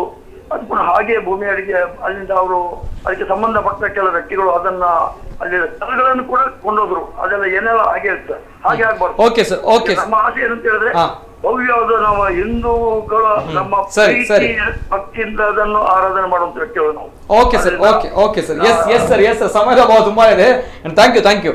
ಎಸ್ ಸರ್, ಅದೇ ನಾವು ಹೇಳುವಂಥದ್ದು 2011ನೇ ವಿಷಯದಲ್ಲಿ ಒಂದು ಮನೆಯಲ್ಲಿ ಅವರಿಗೇನೋ ತಾಪತ್ರ ಬರುವಾಗ ಸ್ಥಳ ಪ್ರಶ್ನೆ ಇಟ್ರು. ಆ ಸ್ಥಳ ಪ್ರಶ್ನೆಯಲ್ಲಿ ಬಂದಿದೆ ಪೆರ್ನೆ ಗ್ರಾಮಕ್ಕೆ ಮುಂದಿನ ಒಂದು 5-6 ವರ್ಷಗಳಲ್ಲಿ ಭಾರಿ ಗಂಡಾಂತರದ ಬೆಂಕಿ ಅವಘಡ ಆಗ್ತದೆ ಅಂತ ಹೇಳ್ಕೊಂಡು ಆ ಜ್ಯೋತಿಷ ಹೇಳಿದ್ದಾರೆ. ಆ ಜ್ಯೋತಿಷರ ಬಹುಶಃ ನಂಗೆ ಮರ್ತಿದೆ ಮಾತ್ರ, ಅದೇ ಅಷ್ಟಮಂಗಲದಲ್ಲಿ ಹೇಳಿದ್ದಾರೆ.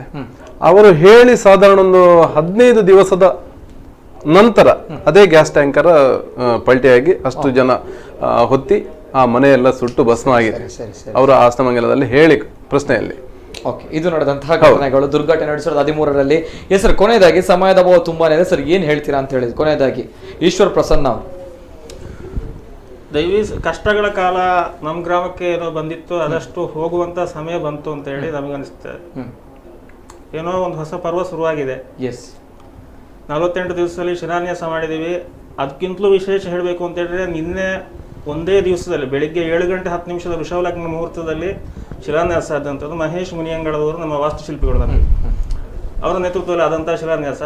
ಸಂಜೆ 5 ಗಂಟೆ ಆಗಬೇಕಿದ್ರೆ 80% ಫೌಂಡೇಶನ್ ಫಿಲ್ ಆಗಿದೆ. ಏನು ಅಂತ ಹೇಳಿದ್ರೆ ಸುಮಾರು ಒಂದು 12 ಲೋಡು ಅಷ್ಟು ಶಿಲೆಕಲ್ಲು, ಆಮೇಲೆ ಒಂದು 10 ರಿಂದ 12 ಲೋಡು ಮರಳು, ಅದಷ್ಟನ್ನು ಫಿಲ್ ಅಪ್ ಮಾಡಿದ್ದಾರೆ. ಯಾರು? 200 ಜನ ಕಾರ್ಯಕರ್ತರು ಶ್ರಮದಾನದ ಮೂಲಕ. ಅಷ್ಟು ವೇಗವಾಗಿ ಕೆಲಸ ಆಗ್ತಾ ಇದೆ ಅಲ್ಲಿ. ಅದು ಸಾನ್ನಿಧ್ಯ ಬಿಟ್ಟು ಮತ್ತೆಂತದ್ದು ಹೇಳಿ. 10 ವರ್ಷದ ಮಗು 10 ವರ್ಷದ ಮಗು 2 ವರ್ಷದ ಮಗು ಕೂಡ ಎನ್ನ ಒಂಜಿ ಕಲ್ಲು ಅಂತ ಹೇಳಿಕೊಂಡೋಗಿ ಹಾಗೆ. ಆದಷ್ಟು ಬೇಗ ಜೀರ್ಣೋದ್ಧಾರ ಆಗ್ಬೇಕು. ಊರವರ ಮತ್ತೆ ಪರವರವರ ಸಹಕಾರದಿಂದ ಸುಮಾರು 1,25,00,000 ರೂಪಾಯಿ ಬಜೆಟ್ ಅದಕ್ಕೆ. ಆದಷ್ಟು ಬೇಗ ಆಗುತ್ತೆ ಅಂತ ಹೇಳುವಂತ ನಂಬಿಕೆ ಇದೆ. ಆ ದೈವ ಮತ್ತೆ ನಮ್ಮ ಹಿರಿಯರೆಲ್ಲ ಆಶೀರ್ವಾದ ನಡೆಸ್ತೇವೆ. ಆಗುತ್ತೆ. ಸೊ ಎಲ್ಲರೂ ಕೂಡ ನೋಡ್ತಾ ಇದಾರೆ. ಅದು ಕೂಡ ತುಳುನಾಡ ಜನರು ಕೂಡ ಯಾವತ್ತೂ ಕೂಡ ದೇವರು ಅಂತ ಹೇಳುವಾಗ ಹಿಂದೆ ಬಿದ್ದಿಲ್ಲ, ಬರ್ತಾರೆ, ಎಲ್ಲವೂ ಕೂಡ ಸರಿ ಆಗುತ್ತೆ, ದೇವರಿದ್ದಾರೆ ಅನ್ನುವಂಥದ್ದು. ಎಸ್ ಸರ್, ಕೊನೆಯದಾಗಿ ಕಿರಣ್ ಶೆಟ್ಟಿ ಸರ್ ಏನ್ ಹೇಳ್ತೀರಾ ಅಂತ ಹೇಳಿ ಕೊನೆಯದಾಗಿ ಸರ್. ಎಸ್, ಪೆರ್ನೆ ಗ್ರಾಮಕ್ಕೆ ಒಂದು ಸುಯೋಗ ಬಂದಿದೆ ಅಂತ ಹೇಳ್ಬಹುದು. ಅಂದ್ರೆ ನಮ್ಮ ಪೂಜ್ಯ ಗೌರವಾಧ್ಯಕ್ಷರಾದ ಈಶ್ವರ ಪ್ರಸನ್ನನವರ ಸಲಹೆ ಮೇರೆಗೆ ಒಳ್ಳೆ ಜ್ಯೋತಿಷ್ಯರು ಸಿಕ್ಕಿದ್ದಾರೆ, ಒಳ್ಳೆ ವಾಸ್ತುಶಿಲ್ಪದವರು ಸಿಕ್ಕಿದ್ದಾರೆ, ಒಳ್ಳೆ ನಮ್ಮ ಕೆಮ್ಮಿಂಜೆ ನಾಗೇಶ್ ತಂತ್ರಿಯವರು ಸಿಕ್ಕಿದ್ದಾರೆ. ಅವರ ಸಲಹೆ ಮೇರೆಗೆ ಸಾಧಾರಣ ಒಂದು ವರ್ಷದ ಒಳಗೆ ಆ ದೈವಗಳ 3 ಗುಡಿ ಮಾಡಿಕೊಂಡು, ಭಂಡಾರದ ಮನೆ ಮಾಡಿಕೊಂಡು, ಭಂಡಾರ ಮನೆಯಲ್ಲಿ ನಿತ್ಯ ದೀಪ ಅಂತ ಇದೆ, ಅವರು ದೀಪ ಇಡುವವರಿಗೆ ಒಂದು ಬೇರೆನೆ ಮನೆಯ ಮಾಡುವಂತ ಪ್ಲಾನ್ ಇದೆ ನಮ್ಮ ಕಮಿಟಿಯ ಮುಖಾಂತರ. ಆ ಎಲ್ಲ ಒಳ್ಳೆ ಕಾರ್ಯಗಳಲ್ಲೂ ದೈವಗಳು ನಮ್ಮ ಇವರ ಪ್ರಸನ್ನನವರ ನೇತೃತ್ವದಲ್ಲಿ ಸಲಹೆ ಮೇರೆಗೆ ಆಗಿ 1 ವರ್ಷದ ಒಳಗೆ ಆ ದೈವಗಳ ಜಾತ್ರೋತ್ಸವನ್ನ ನೋಡುವ ಭಾಗ್ಯ ನಮಗೆ ದೊರೆಯುತ್ತದೆ ಅಂತ ಹೇಳ್ಕೊಂಡು ನಾವು ಭಾರಿ ಒಂದು ಆಕಾಂಕ್ಷೆಯಲ್ಲಿ ಇದ್ದೇವೆ. Okay okay yes sir. ಕೊನೆಯದಾಗಿ ಗುರುರಾಜ್ ಉಪಾಧ್ಯಾಯ ಅವರು ಏನು ಹೇಳ್ತೀರಾ ಜ್ಯೋತಿಷಿಗಳು? ಭಾರಿ ಒಳ್ಳೆ ಕೆಲಸ ಮಾಡ್ತಾರೆ. ಬಹುಶಃ ಇದು ಬೆಂಗಳೂರು ಹೈವೇಯ. ಹೌದು, ಬೆಂಗಳೂರು ಹೈವೇ ಓಡಾಡುವವರಿಗೆ ಒಂದು ಒಳ್ಳೆಯ ಭಾಗ್ಯ ಮಾಡಿ ಕೊಟ್ರಿ. ಯಾಕಂತ ಹೇಳಿದ್ರೆ ಇನ್ನು ಯಾವಾಗ ಎಲ್ಲಿ ಬಸ್ ಬೀಳ್ತದ, ಇಲ್ಲಿ ಇದು ಬೀಳ್ತದ, ಯಾರನ್ನ ಆಹುತಿ ಕೊಡ್ತಾರ, ನಾವು ಯಾವಾಗ್ಲೂ ಹೋಗಿ ಬರ್ತಾ ಇದ್ದೇವೆ. ನಮ್ಮನ್ನೆಲ್ಲ ಬದಗಿಸಿದ ಒಂದು ಪುಣ್ಯ ನಿಮಗೆ. ಯಾಕಂತ ಹೇಳಿದ್ರೆ ಇಂತಹ ಇದು ನೀವು ವಿಜ್ಞಾನ ನಂಬಲಿ ನಂಬದೇ ಇರಲಿ, ಆಗ್ಲಿ ಆಗದೇ ಇರಲಿ, ಒಂದೇ ಒಂದು ಪ್ರಶ್ನೆ ಉಂಟು ಅಂತೇಳಿ ಹೇಳುವಲ್ಲಿ ಅದಕ್ಕೆ ಕಾರ್ಬಾರ್ ತೋರಿಸ್ಲಿಕ್ಕೆ ಅದಕ್ಕೊಂದು ಸಮಾಧಾನಕ್ಕೊಂದು ವರ್ಷ ಇದೆ. ಅಷ್ಟು ವರ್ಷ ಸಮಾಧಾನದಿಂದ ಇರ್ತಾರೆ. ಉಪದ್ರ ಕೊಡ್ಲಿಕ್ಕೋಸ್ಕರ ದೈವಗಳು ಇರುವುದಲ್ಲ, ಅಷ್ಟು ಮಾತ್ರ ಖಂಡಿತ. ಅದು ಇಷ್ಟು ವರ್ಷ ತಾಳ್ಮೆಯಿಂದ ಇವರು ಮಾಡ್ತಾರೆ, ನನ್ನನ್ನು ಜ್ಞಾಪಿಸ್ತಾರೆ ಬಹಳ ತಾಳ್ಮೆಯಿಂದ. ಈಗ ಬಹುಶಃ ಸಹನೆಯ ಕಟ್ಟೆ ಒಡೆದು ಹೋಗಿದೆ. ಆದ್ರಿಂದ ಇಷ್ಟೆಲ್ಲ ಮಾಡಿಸ್ತಾ ಉಂಟು. ಮಾಡಿಸಿದ್ರಲ್ಲಿ ಅದು ಅನುಗ್ರಹ ಕೊಡುವುದಕ್ಕೆ ಏನೂ ಸಂಶಯ ಇಲ್ಲ. ಅಂತೂ ಇಂತೂ ಇದು ಒಂದು ವೇಳೆ ಇದು ಮಾಡಿ ಇದರಲ್ಲಿಯೇ ಅವರು ಆಗದೇ ಇದ್ರೆ ಮತ್ತೆ ನಮ್ಮ ಏರ್ಪೋರ್ಟ್ ಇದ್ದ ಗತಿಯೇ ನಮಗೆ ಅಂತದೇ ಆಗಿ ಬಿಡುತ್ತೆ. ಆದ್ರಿಂದಾಗಿ ಮಾಡುವಂತಹದ್ದು ಒಳ್ಳೆ ಕೆಲಸ ಮಾಡ್ತಾರೆ, ಆದಷ್ಟು ಬೇಗ ಆಗ್ಲಿ ಅಂತೇಳಿ ನಮ್ಮ ಒಂದು ಆಶಯ. ಎಸ್ ಎಸ್ ಎಸ್ ವೀಕ್ಷಕರೇ, ಇದು ಇವತ್ತಿನ ವಿಶೇಷ. ಅನೇಕ ಚರ್ಚೆಗಳಿಗೆ ಗೊಂದಲಗಳಿಗೆ ಗ್ರಾಸವಾಗಿರುವಂತಹ ಒಂದು ಘಟನೆ. ಅದರಲ್ಲೂ ಕೂಡ ವಿಜ್ಞಾನ ಎಷ್ಟೇ ಮುಂದುವರಿಯಲಿ, ನಾವು ಕೂಡ ಎಷ್ಟೇ ಮಾಡರ್ನ್ ಆಗಿರ್ಲಿ, ಆದ್ರೆ ಅಗೋಚರ ಶಕ್ತಿ ಅನ್ನುವಂಥದ್ದು, ದೇವರು ಅನ್ನುವಂಥದ್ದು, ನಂಬಿಕೆ, ಭಯ ಅನ್ನುವಂಥದ್ದು ಇದ್ದೇ ಇದೆ. ಯಾರು ಇಲ್ಲ ಅಂತ ಹೇಳ್ತಾ ಅವರಿಗೆ ನಾನು ಇದ್ದೇನೆ ಅನ್ನುವಂತಹ ಒಂದು ಮಾತುಗಳು, ಅನೇಕ ಘಟನೆಗಳು ನಮ್ಮ ಕಣ್ಣ ಮುಂದೆ ಇದೆ. ಅಂತಹದ್ದೇ ಘಟನೆ ಪೆರ್ನೆಯಲ್ಲಿ ನಡೆದಂತಹ ಘಟನೆ. ಎಸ್, ದಕ್ಷಿಣ ಕನ್ನಡ ಜಿಲ್ಲೆಯ ಬಂಟ್ವಾಳ ತಾಲೂಕಿನ ಪೆರ್ನೆ ಮತ್ತು ಬಿಳಿಯೂರು ಗ್ರಾಮ, ಇಲ್ಲಿ ನಡೆದಂತಹ ಘಟನೆಯ ಬಗ್ಗೆ ನಾವು ಇವತ್ತು ಮಾತನಾಡಿದ್ವಿ. ಅದರಲ್ಲೂ ಕೂಡ ಒಂದು ಅಚ್ಚರಿ ವಿಷಯ ಏನಪ್ಪಾ ಅಂತ ಹೇಳಿದ್ರೆ, ಇದೀಗ ದೇವಸ್ಥಾನ ಶಿಲಾನ್ಯಾಸ ಆಗಿದೆ, ದೇವಸ್ಥಾನ ಜೀರ್ಣೋದ್ಧಾರ ಆಗಬೇಕು ಅನ್ನುವಂತಹದ್ದು ಊರಿನವರೆಲ್ಲ ತೀರ್ಮಾನ ಕೈಗೊಂಡಿದ್ದಾರೆ. ಆಮೇಲೆ ಯಾವುದೇ ರೀತಿಯ ನಾಗರ ಹಾವುಗಳು ಬರ್ತಾ ಇಲ್ಲ ಅನ್ನುವಂಥದ್ದು, ಯಾವುದೇ ರೀತಿಯ ನಾಗರ ಹಾವುಗಳ ಸಾವು ಕೂಡ ಆಗಿಲ್ಲ. ಇದು ನಿಜವಾಗ್ಲೂ ಕೂಡ ದೇವರಿದ್ದಾರೆ, ಒಂದು ನಂಬಿಕೆ ಇದೆ, ಒಂದು ಶಕ್ತಿ ಇದೆ ಅನ್ನೋದಕ್ಕೆ ಜೀವಂತ ನಿದರ್ಶನ ನಮ್ಮ ಮುಂದೆ, ನಿಮ್ಮ ಮುಂದೆ ಇದೆ. ಅದೆಷ್ಟೋ ಬುದ್ಧಿಜೀವಿಗಳ ವಿಚಾರವಾದಿಗಳಿದ್ದಾರೆ, ಆದ್ರೆ ನಿಜವಾಗ್ಲೂ ಕೂಡ ಶಕ್ತಿ ಅಂತ ಹೇಳಿದ್ರೆ ಇದು ತಮ್ಮ ಇರುವಿಕೆಯನ್ನು ಮತ್ತೆ ನಮ್ಮ ಇರುವಿಕೆಯನ್ನು ತೋರಿಸ್ತಾ ಇದೆ ಅನ್ನುವಂಥದ್ದಕ್ಕೆ ಜೀವಂತ ನಿದರ್ಶನ ಒಂದು ಘಟನೆ, ನಮ್ಮ ಪೆರ್ನೆಯಲ್ಲಿ ನಡೆದಂತಹ ಘಟನೆ. ಎಸ್, ಗಣ್ಯ ವ್ಯಕ್ತಿಗಳು ನಮ್ಮ ಜೊತೆ ಇದ್ದಾರೆ. ಈಶ್ವರ್ ಪ್ರಸನ್ನ ಅವರು, ದೈವಸ್ಥಾನ ಜೀರ್ಣೋದ್ಧಾರ ಗೌರವಾಧ್ಯಕ್ಷರು. Thank you sir, thank you so much. Yes, ಅದೇ ರೀತಿ ಗುರುರಾಜ್ ಉಪಾಧ್ಯಾಯರು, ಖ್ಯಾತ ಜ್ಯೋತಿಷರು. Thank you sir, thank you so much. Yes, ಅದೇ ರೀತಿ ಕಿರಣ್ ಶೆಟ್ಟಿ ಅವರು, ದೈವಸ್ಥಾನ ಜೀರ್ಣೋದ್ಧಾರ ಅಧ್ಯಕ್ಷರು. Thank you sir, thank you so much. Yes ವೀಕ್ಷಕರೇ, ಇದು ಈ ಹೊತ್ತಿನ ವಿಶೇಷ. ನಿರಂತರ ಸುದ್ದಿ ಹಾಗೂ ಮನೋರಂಜನೆಗಾಗಿ ನೋಡ್ತಾ ಇರಿ ನಮ್ಮ ಕುಡ್ಲ 24/7. ರಾಷ್ಟ್ರಕ್ಕೆ ಮೋದಿ ಅಗತ್ಯ ಇದೆ.